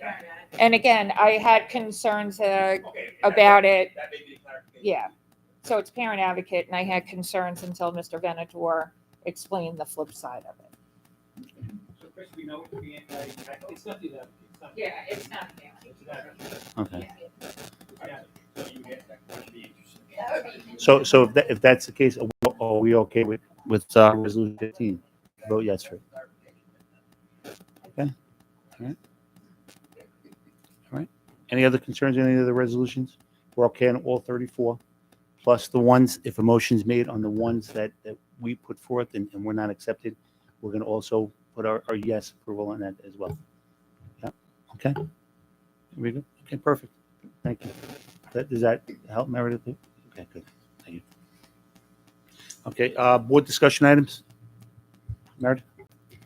So I have a couple things. I just wanted to, on Saturday, I was at the Station North football game. And, I am a football parent, and I just want to say that our staff does an amazing job, as always, but our jazz band is freaking phenomenal. It was unfortunately we lost, but even as we were losing, the people in the stands were dancing because our jazz band sounded like professionals. So I just want to give them a shout out. And of course, our cheerleaders keep everybody excited. Meredith, that's called fire. Yeah. So Our you jazz know. band is super fire. There you go. I don't know if you can she do super fire? Chris, you should go home and use that word with your kids tonight. I'm gonna start. You my should use daughter- your words. Yeah. They're high Let's school. see. Let's This see is how a she middle takes school that. term. They're high schoolers. I don't know if they use that. I'm totally obsolete. No, I think fire is very popular now, right? How about the word slay? Have you heard that word? Oh, I don't know. Everything my daughter said, oh, that's slay, that's slay, that's slay. Have you heard that? unfortunately. I don't know what it means. But, I think it's good. So I also want to point out that we have a amazing football game coming up this Saturday. Friday night is JV and Saturday is varsity, and it's East versus North. And of course, everyone at this table is rooting for both schools. The amazing thing is that no matter what happens, we know Sachem's going to come out a winner. And I just want to say that it should be a really fun game. Can I, And then can I piggyback on that when she's done? go ahead. That, and I maybe Patty's the best person to answer it, but Chris too. What can we do as a district to help either the bus shortage, the driver shortage that's causing these games to be delayed, and the official shortage that's causing the games to be moved or not played, or what, less officials, or what can we do anything to advocate, or can we do anything to help that? I mean, we advocate for turf, we advocate for uniforms, we advocate for more practice places, but now all of a sudden we don't have enough officials to hold these games, and we're moving games to Mondays, and now they're playing Monday and Friday, and it's a shortened week for football, and that could become dangerous. I know Section 11 is dealing with that right now because every district is having issues with transportation as well as the officials. I know they're looking into instituting something for spectators because a lot of the reasons officials don't want to officiate anymore is the abuse they're getting on the field. So that's something they're working at when they go up to their meeting in October. That's going to be discussed again. It was discussed this summer at their conference. They're going to continue to work with that name and be one of the first sections to. I think without a doubt, we could enforce some of our code and policy in regards to that. I think we as a school community could recognize the fact that we should be treating people with respect always on our property and off when we visit other sites as well. And yes, to use a term, a kinder and gentler type of presence at our schools when it comes to dealing with officials. Parents should not be interacting with officials. Our coaches do. I know they have a code of conduct that they live by and work by, and we want to make sure that we do that. We're constantly getting recognized for the way our coaches and our student athletes conduct themselves. So that's fantastic. I know our community is a strong one as well. So certainly if we can advocate for our folks to do, be at those games and support the decisions that are being made on the field, I think are really important. Also, community members who want to officiate. I know we're working on a Google form to try and get more staff into the district because this shortage piece has touched into the classroom as well in terms of TAs and teaching assistants and monitors and things like that and aides. So that's something we're streamlining. And if anyone wants to be an official or anything like that, they can certainly reach out to us. We'll help to get them on the right path to being hired. And I know transportation in terms of the buses, they do have a pipeline now. That is starting to loosen up. That is starting to get better. And that's certainly a positive also in terms of cutting down on those shortages. Chris, just one thing, and you're saying officiating, and it's becoming a problem. And Patty, you're right. It's the abuse that a lot of times officials take on the field. My own child went through an officiating class for baseball, and it cost probably about $250 for the class. The beautiful thing about it is that at 16 years old, he was probably $50 an hour for our youngsters, maybe for summer work, a certification class for maybe baseball umpire, and maybe, you almost guarantee, employment in the summertime. Soccer organizations are dying for lifeguarding also, right? Our kids Lifeguarding, can get, baseball. We give lifeguarding. Yeah. So it may lead into, future employment for our kids for the summer. And of course, a 16-year-old, 17-year-old kid will start with T-ball and probably start with, with the younger grades, younger kids. But it might mean that, look, we just certified you in this particular area of officiating, and now go have summer and make money, and have fun. So it's just something maybe to think about. maybe we can talk. We can with certainly Section talk about with trying to support Section and that. Gary and Phil to see maybe getting our students involved in running stuff in our building. Yeah. Even if it's after school and things like that to get it up and running. But But I'm let thinking more like of students a know about the certification opportunity. class. Yeah, let Yeah. them know about the opportunity and get them certified. Like put something out on social media through the PE Maybe, classes. maybe something to think about. And I know there's a shortage for all sports, like volleyball officials are very hard to come by as well. Guaranteed employment for our kids. And then once you have the certification, you have it, for a very long time. So, but, all right. So that was my that was actually my second thing, is asking about doing something like that. Sorry, man. That's okay. No, that's good. Like my son does flag football for SSC. He officiates, and it's really very cute to watch these little guys play flag football. It gets them involved with the youngsters. Yeah. And like I said, it puts money in their pocket. Yeah, It really and does. I know that Sachem Hockey, I know some of the kids on Sachem Hockey are officials for hockey. So it definitely, it's definitely something that we need to, our school needs to teach our kids how to get involved in that, because most of us parents don't know. And a lot of people don't know about the shortage. So I definitely was going to ask if we could find a way to make sure that at least our seniors know what the steps would be. So even if we're not giving it yet in school, what are the steps to take so that at least the seniors know that? Maybe even do a survey, how many students would want to become a soccer referee, and you could be certified. I would imagine that if there's 20 or 30 kids interested in doing it, maybe we run a section of certification. It's just thinking outside the box. And then my final thing was the life vac. I know that it was in the packet. So Dr. Pelletier, can you tell us where we stand? Sure. We did share the life vac information with our district chief medical officer and nurse as well. Part of the concern around life vac is that it really should only be used on someone who is, and Patty, you can help me with this, but unconscious.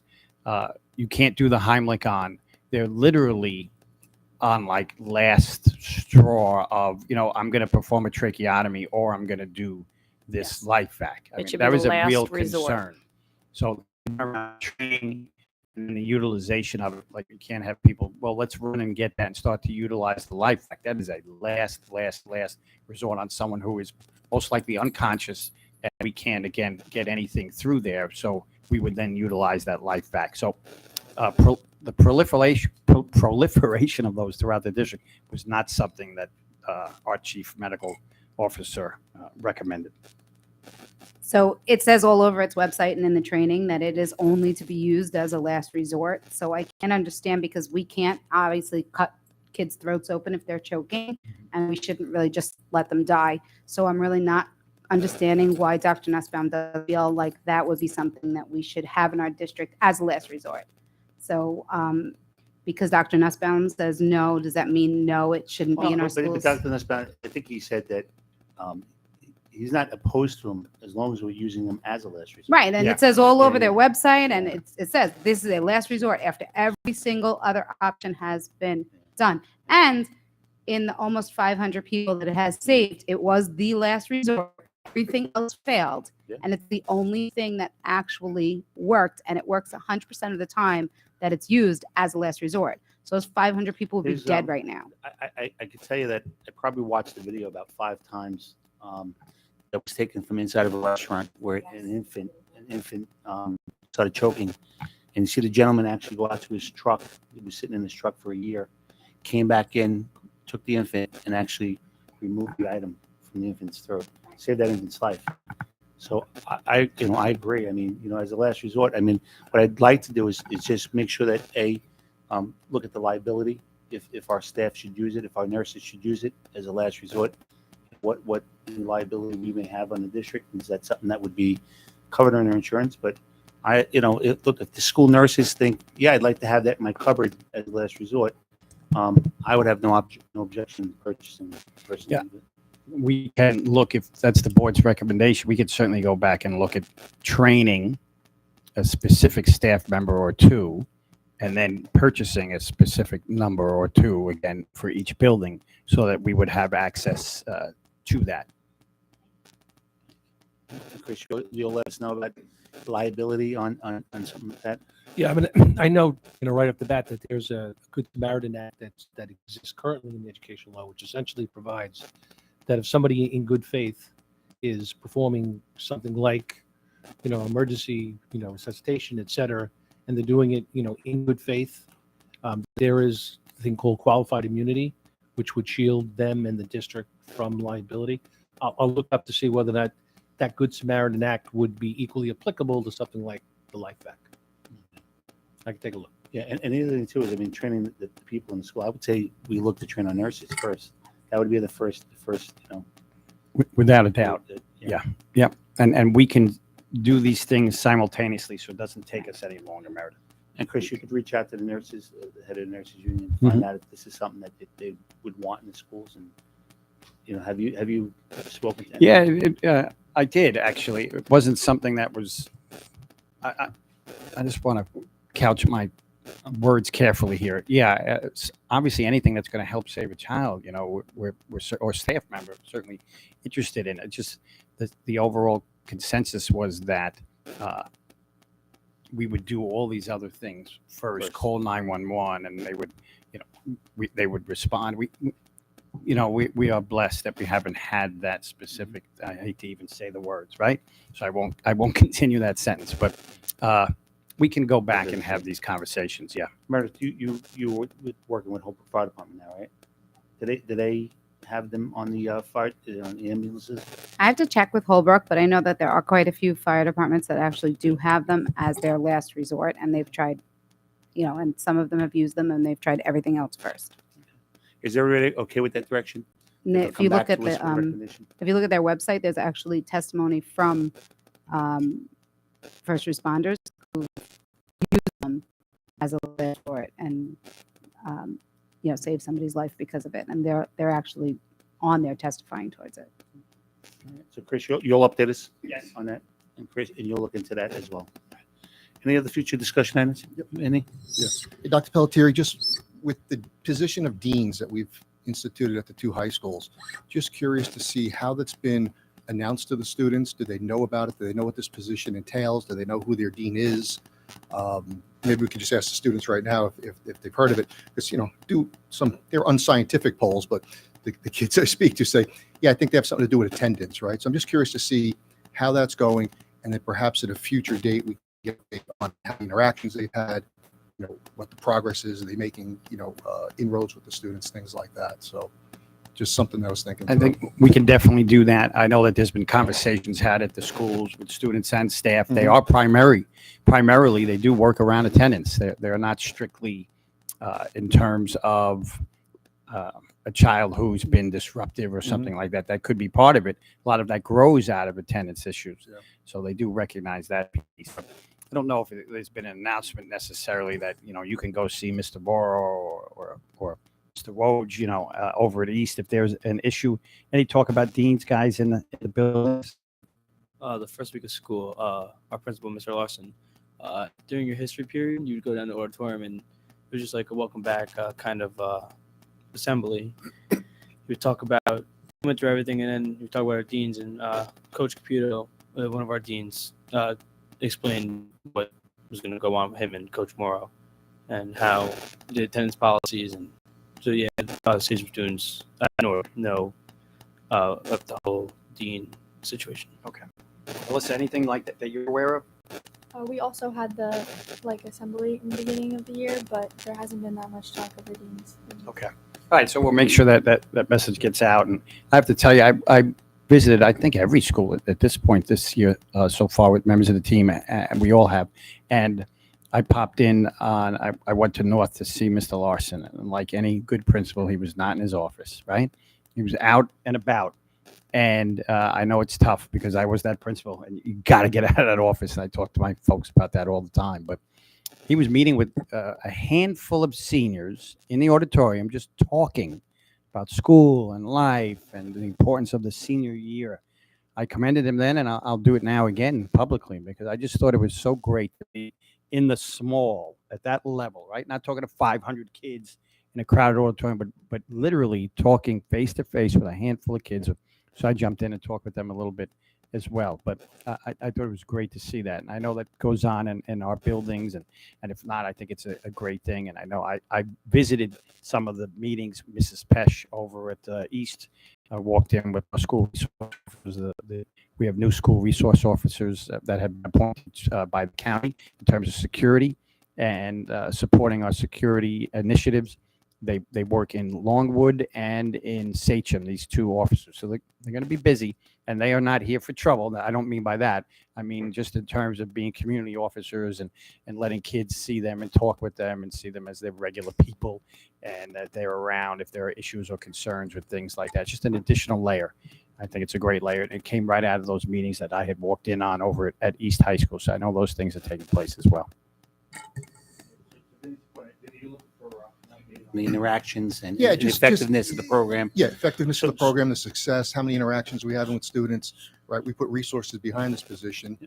So Next Chris- year, we should determine, did it make sense to do that, right? So I think we have to give it some time. Yeah. And maybe we could pencil it in for January, as a discussion item or a presentation or update.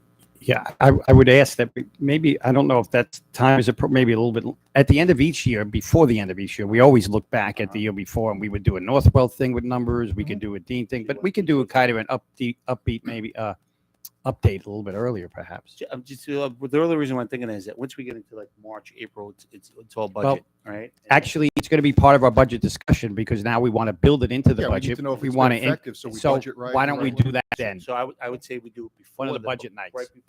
Maybe early on. Yeah. Great, thanks. Yeah. I just have a question for whatever, but how do we know if it's being effective? Maybe just their presence alone could deter kids staying in class. Like, how do we don't want them to be interactive with the kids, I think is the goal, right? We want them to interact with only certain kids, but we don't want them daily. The goal is to keep the kids in class, so we don't want them interacting, right? So I guess what is the tangible Well, that's the thing. proof How of do you measure success of this success? position, right? One of the And with things, interactions is, do we have repeat offenders? Is a kid, cutting class? And you guys tell me if that's the Yep. role, right? And I'm just saying, for argument's sake, I'm trying to figure out what the Yeah, I what don't the- know. what the I don't know what it piece is that either. So we're I don't know looking how you for. measure success on something like that. yeah, so I'd look back. One of the things I'd first look at is attendance over the past couple of years and then attendance this year's term, this year's numbers. And there are a great many things or factors that could be a part of that. So we can't just hang our hat on that solely, but certainly that would be something that tells me these are attendance officers and working in that area. So you'd see fewer cuts, I think, in the school. There should be fewer issues in the hallway. If they're out in the hallway and doing what we're asking them to do in terms of those interactions, and therefore the numbers in terms of presentations or Plan. Like, when you do a management plan, you're trying to reduce the risks of, interventions. So what would the management plan look like? What are their goals? We have board goals. What are their goals and how are they achieving them? And as a result, suspensions are down. Absenteeism is down. So if you have maybe like the philosophy and the management plan of the deans, okay, but then also has using that management plan, is it effective? And do we need to reevaluate certain areas of it, so that next year we could even be more effective? So I don't some know. of that will be qualitative data as well, right? Where the quality of life for our students and our Yeah, staff we're not going to have in the specific buildings. metrics to say this, but it could be Mhm. quality Yeah, so we'll of student experience or attendance, things like that. So just something to think about, right? We put them in the position. We want to make them successful, but how do they know if they're successful or not, right? So that's all. If I No, could Laura? just, if You I may- could just interject for 1 second, having worked with the deans at North, I think that collaboration with the staff, when you're talking about the teachers having conversations with the deans, teachers having conversations, the deans having conversations with the coaches, with guidance counselors, with administrators, that's the input in addition to the statistics, how the grades are going, what type of interventions, what improvements, because they would meet with the students' parents, teachers, the administrators, so that way everyone could have a collaborative discussions, which are things that are not always easy to pinpoint, but they were absolutely valuable. And those are the things behind the scenes that we can't always measure. So, and I was just going to add to that, as a parent of a student who went through North when there were deans there, and my son never skipped school, never cut class, but had many interactions with Coach Woj, Coach Morrow, just because he needed incentives. He had a difficult time learning. They were, like you're saying, who was your go-to person? They were part of the support team. along with his guidance counselor, his social worker, his psychologist. They all worked together to make sure that Michael was successful going through school. So they were very much part of the team. So when you get feedback, I don't know that you can measure it in a number, but parents will know the interactions, and teachers and the faculty and the students will know the presence of those deans in a building. And that is something by the end of the year, Matthew, I think you're going to be able to say, he knew the deans, he knew them well, his friends, other friends, they were all part of the team, that Northwell will be the outside bringing in support, but the deans are going to be part of the team in the building that makes the building a safe place to learn, that makes kids feel supported, and that is just part of the team all around for students.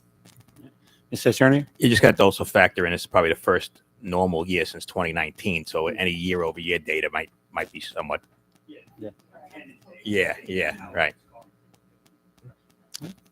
Any other future discussion, Sabrina? I'm just going to bring it up because I'm kind of in the thick of it, and I know probably something to think about next year. I've had 2 kids at this point transition from elementary to middle school, and it is a head spinner for the kids, for the parents. I'm lucky. I'm in education. I teach 6th grade, so I'm working with kids who are transitioning. But I think this year I've just seen a lot of parents not understanding what's going on with their child's schedules and what's going on in the 6th grade. We do have a lot of new classes. The academic success I heard is great. They're loving it. My son's in 8th grade. He has the college career. So there's a lot of great things. But I want to maybe propose you have these wonderful parent workshops that I know some districts, including the one I work in, they tell them so what the curriculum look like, what we're going to prepare them for. Options do they have in terms of music programs pulled out for lessons? A lot of parents don't know that they get pulled at class, and that might deter a parent from choosing certain things for their children. So if we could maybe I think the parents' heads are spinning a lot. It's a huge transition. I'm in it, and I've been through it once with my son, and my head is still spinning. And the amount of work that they get from the difference between 5th grade and 6th grade is huge. So I was also maybe proposing looking at our 5th grade or even 4th grade program, if we could maybe departmentalize in some way so that students get used to having multiple teachers, and then my daughter has 8 teachers right now. 8 personalities she has to get used to. It's a completely different world, and a kid that's going to be successful is going to snap right into it, and there are kids that are going to drown a little bit, and the parents are not going to know what to do to support them. So I think maybe I'm just asking, I know you guys do wonderful things with the parent things, but maybe more information building up instead of that one orientation in August right before they start, when we're schedule changing and people are sharing information they don't know. This wrong information is being shared amongst parents, that if we can just kind of help that transition from 5th to 6th, and then maybe look at what we could do in our 5th grade programs to ease that transition. I think some schools might even be a little departmentalized, but other elementaries aren't. But I think the child started to get used to having 2 teachers, having, more subjects to be responsible for just a little bit earlier. I don't want to say tons of homework, but just that level of rigor that's going to happen when they go into 6th grade. It really, like even my daughter, who they have paper they're doing, Google Classroom, it's a lot. So I'm just thinking of ways we can ease that transition. And it might happen from 8th to 9th. I haven't experienced that, so I can't speak to that. But I definitely, going through it with 2 of my kids, I definitely see it, and getting the concerns and the questions from, we probably all are, from our community members and friends. So that's just something I want to put out now. We don't have to talk about it now, but just that we could kind of think of that, as we're getting into these parent workshop series and things like that, that maybe we can. Do you want to? I'm just going to say thank you so much for that feedback. We've been focusing the past few years on making sure that our staff, really our transition meetings between 5th and 6th and 8th and 9th, is on every single 5th grader going into 6th and every single 8th grader going into 9th. Just making sure that our staff is prepared. That's school counselors, psych, social workers, any lead teachers, the chairs. And we really started talking about, what about the parents? Are they prepared as well? Because we would like to, right? We say it all the time. We want to think that our kids are ready for middle school, but are the parents also ready? Because there's a lot of responsibility.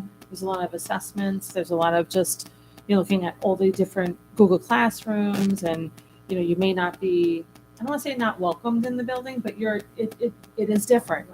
Yeah, much different. So we did talk about a parent workshop series for that transition year as well for the parents.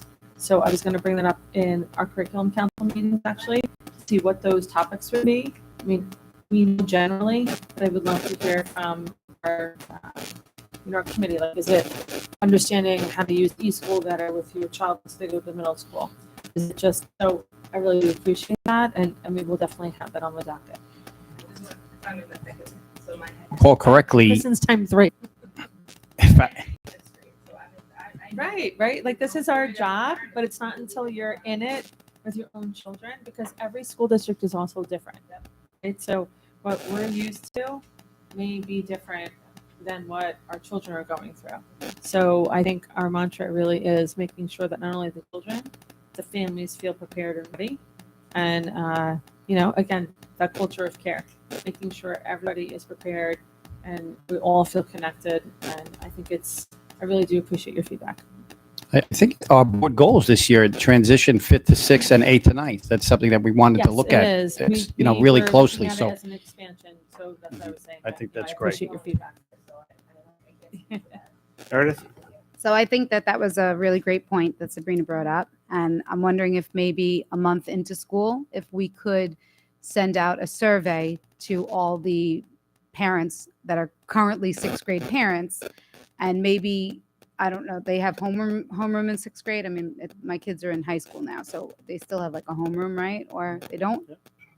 And maybe make it the responsibility of one teacher. It goes in their Google Classroom, and it's kind of a homework assignment. Hey, you and your parents have to sit down and do this survey, and we want real, true, honest feedback, because Sabrina's right. Like, we hear a lot of it, and I don't always know how to answer, because 6th grade was different. My youngest is in 11th grade, and 6th grade was different back then than it is now. And this is a great point, because I was like totally lost as to, moving around classrooms and lockers and, trying to think back, because when we went to school, it was 7th grade, not 6th.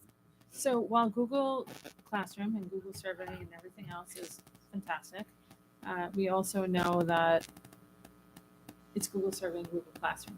So I think Dr. Miller and I, we were talking more about just putting the workshop out there. I absolutely respect what you're saying.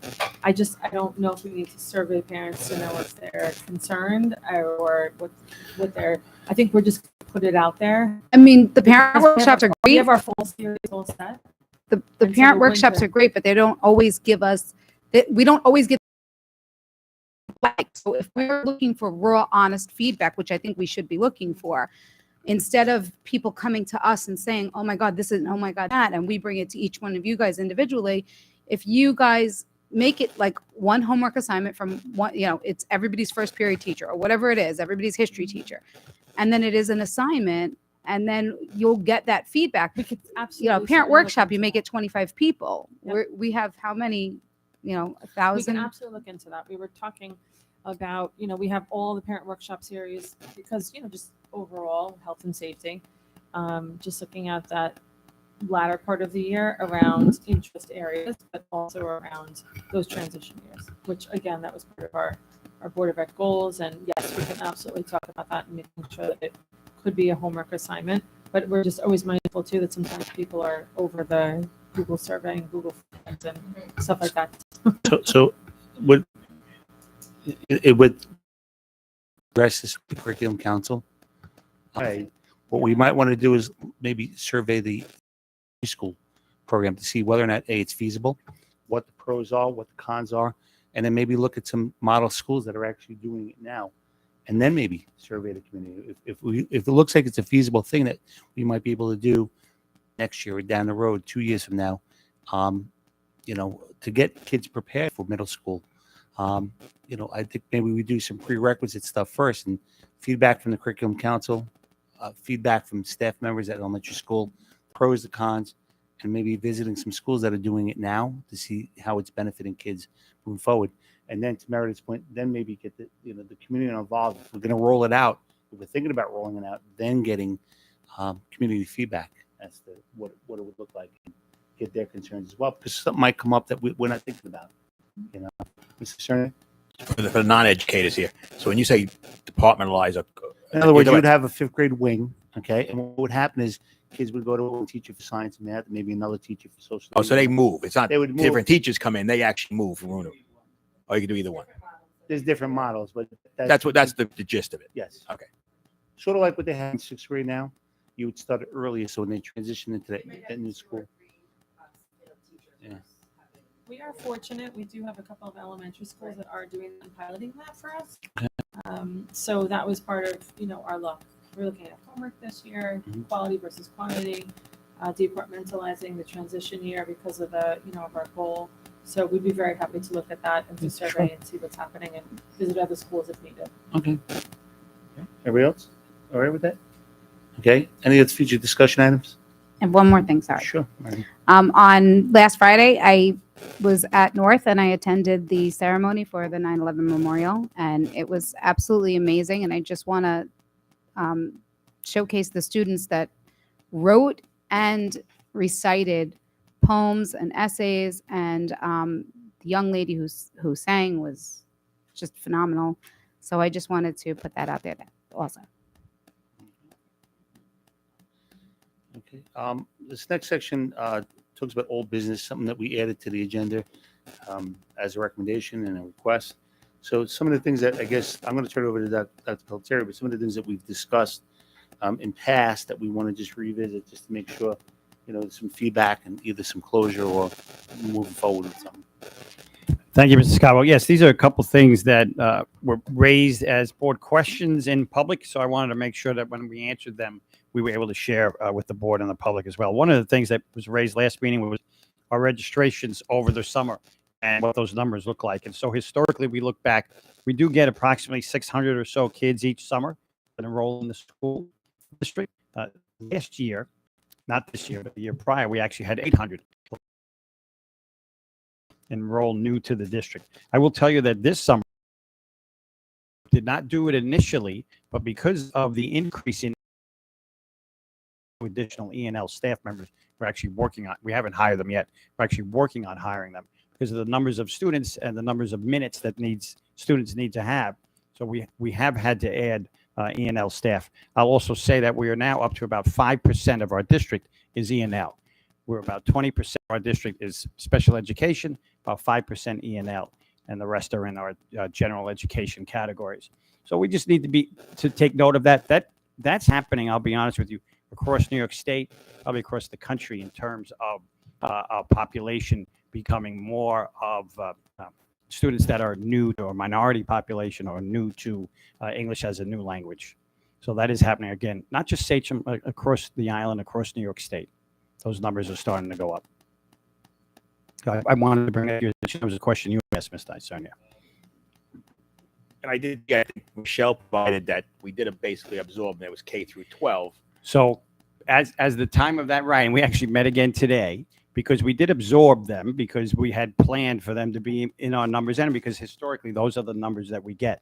But this year of late, especially because of the number of them being E&L students, we then had to go back, look at that again, and now I'm authorizing them to hire additional E&L staff. Is that staff we had not planned for? Or? That's correct.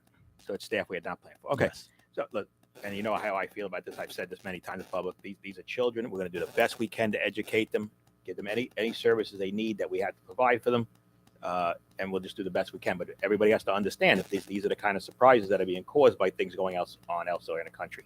Yeah, that's part of that global piece, right, that we talked about before, that interconnectedness, and we are impacted without a doubt.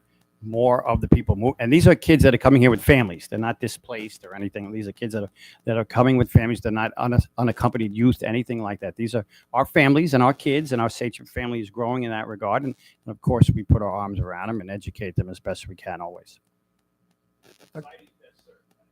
Yes. We used to have a banner that said something like that. Yeah. Maybe that'll come back. Alex? Let's not put that banner back up. Yeah. I've been pretty adamant about what we're doing, especially at the younger ages with the ENL population in kindergarten.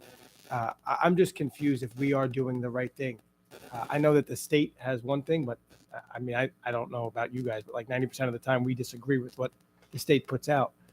We talk about required hours or what they're supposed to be pushed in and pushed out. But when we have a group of children, let's just say it's 50-50, and 50% of the kids in that class speak almost no English, if any at all. And we don't have somebody that's bilingual in there at all times, whether it be a TA or, I know that you've talked about having an aide in there, but the TA is more educational. And I just don't understand how that could be a successful model when we don't have a bilingual person that's there almost all the time. Alex, I don't think we have a single class that meets the description you just gave. I don't know of any class that's 50% students that speak other languages. And am I wrong? And 50% that, no, we don't have. I just used it for an example. But that is a big number. Well, even if it's 2 children, how do we expect those 2 children, or even the class, to, like, if I'm working with somebody now who doesn't speak any English, it's almost impossible. Like I'm like using hand gestures. I'm trying to use Google Translate on my phone, and we're trying to get all this done. But if I'm working with that child and then 25 other children that speak English, how is it not going to, and I hate saying it this way, and I don't mean it this way, how is it not going to slow the whole class down? Yeah. How is it, and I know that that's been a huge parental concern, and I just don't understand why not having a bilingual TA in there instead of having an aide in there would be a better model. Best served, we talk about best served for the children, how that wouldn't be. So we do hire ENL certified staff. They are trained to work with students. You're right. When a kid first gets here from China or anywhere in the world, you are using hand gestures. You are talking. You are using Google Translate. So you're using those strategies. We do have very qualified and veteran ENL staff. We're going to get some new staff now. I don't know who will end up hiring, but the ENL staff push into the class. The ENL staff take kids out of the class, which leaves the class then back with just the kids that are not ENL. We have aides in all those rooms and in all our kindergarten classrooms. So kids, especially at that younger age, K1, 2, the sponges that they are, they really can by mid-year, towards the end of the year, make great progress. We have our different levels when students are emerging. We test them each year with using the nicest slot. So we are very conscious of the concerns of our families, our staff. We do professional development for our teachers. We use the Long Island Burn, which is a resource through BOCES. So they provide professional development and staff as well. We have our facilitators, our department chairs that are trained with ENL as well. So I know we don't certainly go by the minimum. The state says we have to have 200 minutes, so we're only going to do 200 minutes. We work out schedules so that if, for example, there's a little piece of a reading teacher that might be left over, I might push that person into that room to give support. So we're very conscious of that. We do meet those minimums, but we always, I don't like that word minimum, so we always go beyond as much as possible.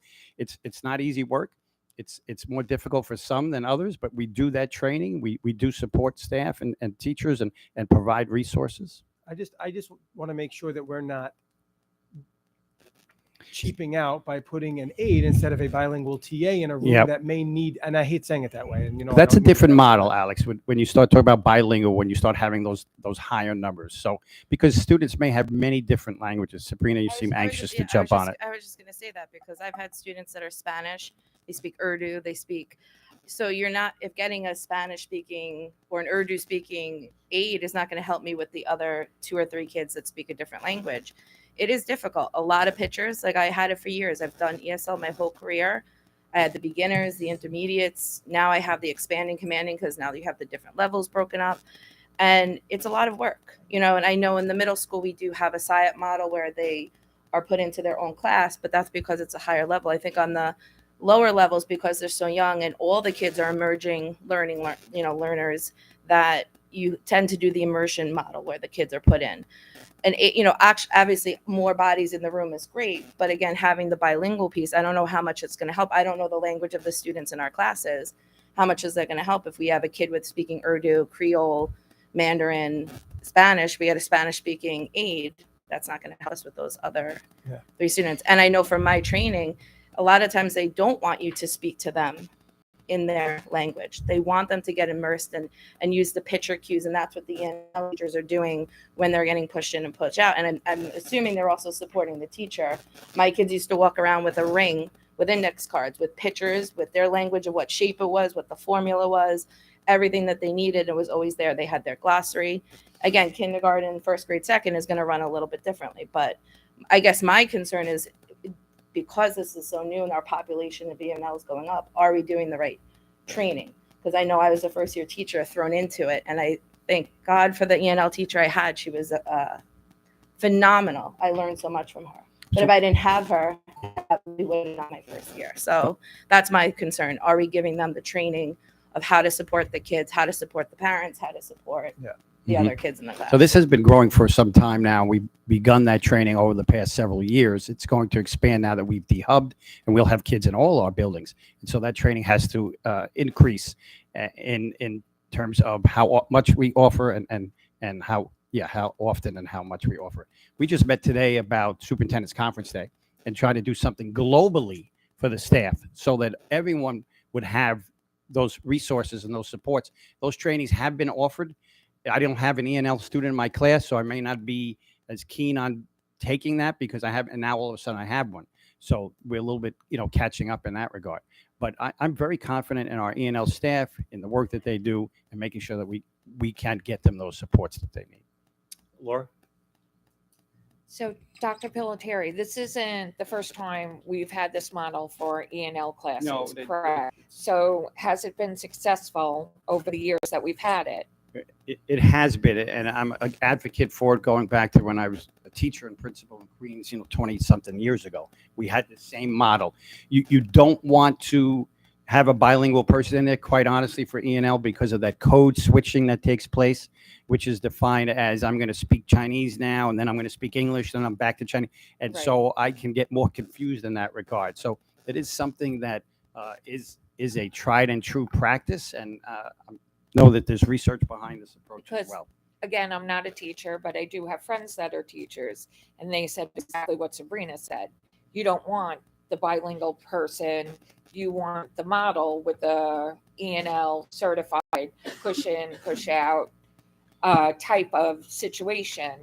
And that is in the younger grades, at least. That is how they transition and get immersed in our schools. There is a bilingual model, and when you reach a certain level of kids in your district or a class or a grade, then yes, you could do something like that, and we would start to separate kids out by language and things like that. We are not anywhere near that point now, and again, this is an ENL model that we're utilizing. I think part of my issue was I just wanted to ensure that we were providing the proper support and not, and no disrespect to Mrs. Hines when we talk about professional development, but it can't just be professional development. Like, what other supports are in place?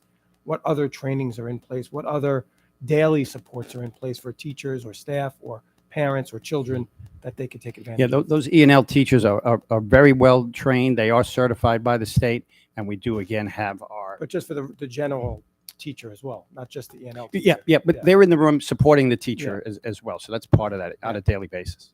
Chris, let's take Alex's point.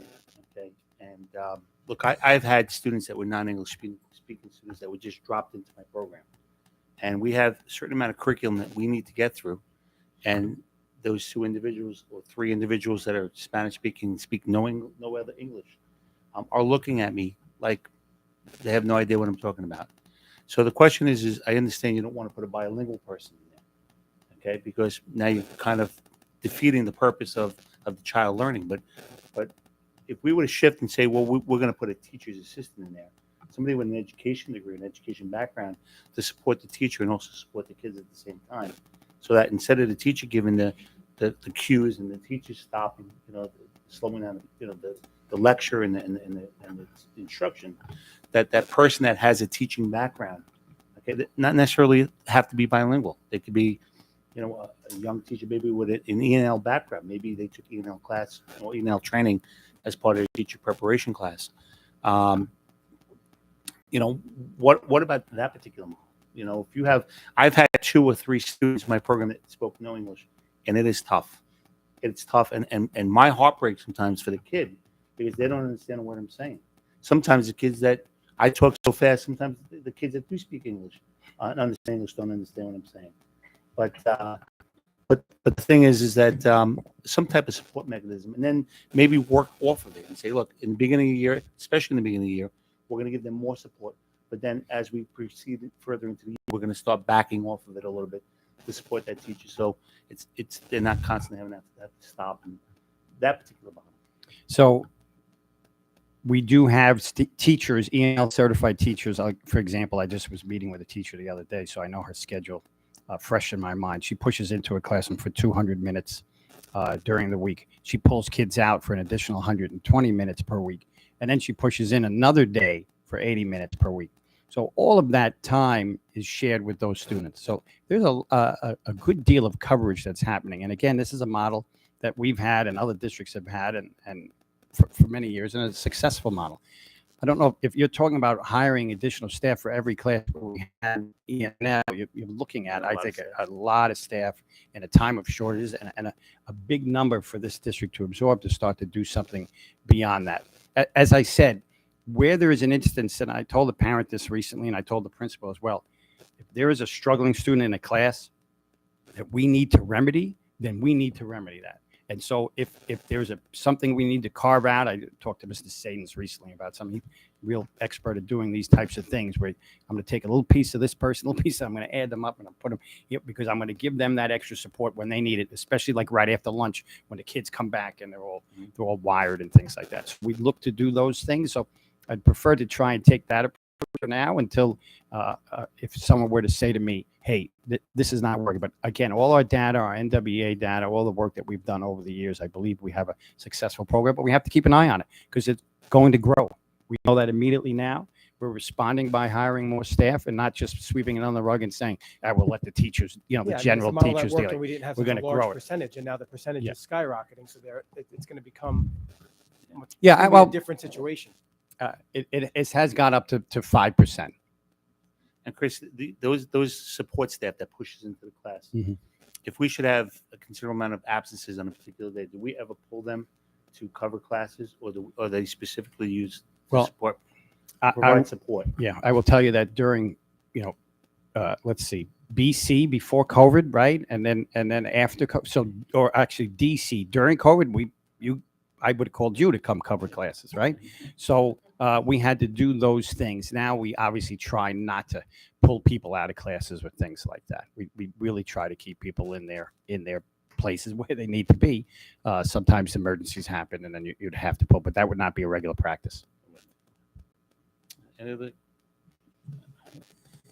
Okay. Future discussion items? Oh, a couple more. I haven't finished yet. I'm so sorry. Our turf field committee met recently. I know we had great discussion there. Ms. Trombetta, thank you very much for your leadership with that as I was out at my superintendent's conference. So I know members of the board, the community, coaches, students, I heard, parents, we had everybody there. So I appreciate that. And we have some next steps in front of us, and we're going to continue to look at that. And Michelle, you'll obviously be involved in the board as well in terms of putting that together, what those findings are that we'll share with the community at a future time. Thank you so much. School security. Our school security audit is underway. As we know, I've mentioned it every time, and we'll stay on the agenda item. I just met the person running our audit, Mr. Pangaro, Lieutenant Pangaro, retired. And I got to tell you, I'm very pleased with what I've heard thus far. And I've been knocking on wood a couple times tonight, but he's already told me that a great many of the recommendations that were put in years ago when he was last here, such as vestibules and cameras and new systems in place and IDs and things, are all in place. Like, we're really come a long way in these past several years. And so I've asked him to come and give us kind of a midterm report that the board will get in exec as we move forward at some point, hopefully maybe even on October 12th. So you just have a sense about where we are in terms of that. But I think it's very important. I'm also going to mention something I'm not happy about. And I wasn't sure if I was going to even mention it tonight, but we had a student at one of our high schools, at North High School, who through social media threatened some other students. We had to send a letter to the parents of Sachem North around these concerns. We did have to call the police, and a student, a kid, in my eyes, is going to be charged in regards to this. I want our kids to come here and learn and get an education. That's not the education I want them to learn. But I'm saying this out loud tonight because I need our parents and our community to work with us and make sure they have these conversations with their children. This is not a game anymore. This is not just me texting you a goofy gif of Will Ferrell doing something, funny. This gets real serious real fast. And now there is an entire team, a school threat investigation team that I had to call as a result of what happened. And I worked with an assistant district attorney, and they had to charge this child and again, a child, right? So I want us to have those conversations with our kids. I know I've talked about it with our staff as well. It's not something I'm happy about, but we can't have kids do that. Parents, you have to talk to your kids about the importance of what they're moralized ever is real about what we say. Adults in the buildings know you have to reach out to us. So I'm not happy to report what took place there in that instance, but I felt I needed to. It's that important. Okay. Last piece, real quick. It was brought up by Mr. Picarillo around videotaping some of our sports. And we have a contract that allows us to videotape some of our sports. And we chose a number 10, let's say. That's the number, right, Patty? We were going to do 10 events. And what happens is that happened to be over 100% of football, for example. But it was probably less than 50% of something like basketball. We have come up with a system now where we can work with our current contract under the current bid and allow for the taping of any event of any group that was already getting the taping. They can get as many taping events as they want. Right, Patty? There is a small additional charge for that. It could be upwards of 100 more events that are taped. But we felt it important to allow for this equity piece. So if I'm the basketball coach and I want 30 things taped, and I'm the soccer coach, whoever, again, was getting the taping, they can request additional tapings now so that we have more equity in terms of, again, what was being spoken to that last time. Yes. Am I saying that right, Patty? Yeah, sure. Phil and Gary are going to reach out to the coaches to let them know of that availability, and any games that a coach wants that has been previously getting the tape games should let them know, and they will be taped. And if there are additional sports that would like to utilize the services we have as well, then they are to reach out to Gary and Phil. Okay. So brought up here, and I want you to know, And we would respond. only be charged for that if we utilize that. That's service. correct. Okay. That's correct. I did have a question on that because I was actually discussing this the other day. So football is mandated to give their film of their game. I don't know if any other sport is mandated to do that. And currently, district pays for some of it, but it doesn't cover the full cost of it. So we're a sport that's being mandated to have this film done and exchanged within a certain amount of time after the game. But those 10 or whatever aren't even covered in full. So the touchdown club of each high school has to raise enough money to cover that. I think there's like a $40 or $50 gap per game. And I was just wondering, since it is mandated, how that piece works. I would have to look into that further. They tape the entire game, so I'm not sure why there is a differential in the pay that the touchdown club is doing that. I know in the past we were joking around about it because football coaches always have exchanged tapes. They used to do it on the VHS and meet on the side of a highway and exchange tapes. So I don't know the mandated component of it, if it has to be a professional company or it can be someone that's, taping it separately from, the risers that we have, but I can look into that further. Yeah, I know like there's other views that we want, because that's the better way to look at things. So the touchdown clubs pay for it. And actually, I'm going to give a shout out to East's Touchdown Club because they actually get an even better view of things. That's all on them. And that's something that's completely optional. But the part that is mandated, I know is not fully covered. And that's where I was kind of confused. And I didn't know if, I know back in the day, football's always been mandated. I didn't know if other sports have started to do that. Let's look into that, Patty, okay? Absolutely. Just so you know, basketball has. We had to put it up on Huddle last year. I'm curious as Whether to what it's additional mandated, expenses not, they but have. we've, Yeah. I mean, what happens when somebody doesn't participate? I don't really know. We're not Right, I throwing think it's anybody- an understanding Yeah, it's a and gentleman's in the agreement. association that this is what you're going to share rather than having scouts handshake constantly. agreement. Yes. Okay. We'll look into it without a doubt. Last piece for me, and I do this to you. I apologize. Real fast. Sagamore, the front of Sagamore. Anyone here have Sagamore kids or go to Sagamore? The beautification that took place there today. I see Ryan sitting back there, and that's happening again throughout the district. I'm really proud of that. One of our goals that we talked about, but in front of Sagamore today, the black mulch and the new mums that are going in there, it's gorgeous. It looks like, you know, your home, and that's what I want this to be. So Ryan, I know you're still here. Thank you very much, your team and the guys that work through grounds, and just phenomenal. Really appreciate it. It looks like a home you'd want to walk into. Really, really nice. Thank you. And that's it for old business right now.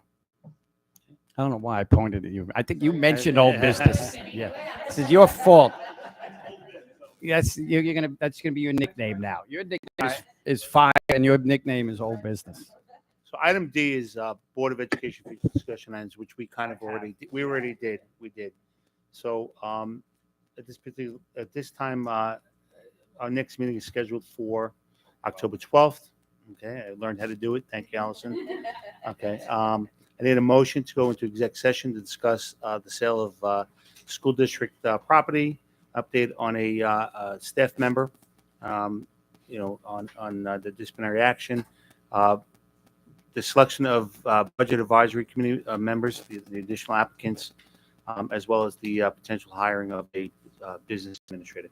All right, Alex Piccarello, second by Vinnie Reynolds. All in favor? Opposed? Motion's carried. Thank you. Guys, thank you. You drive yourselves home now? All right, we have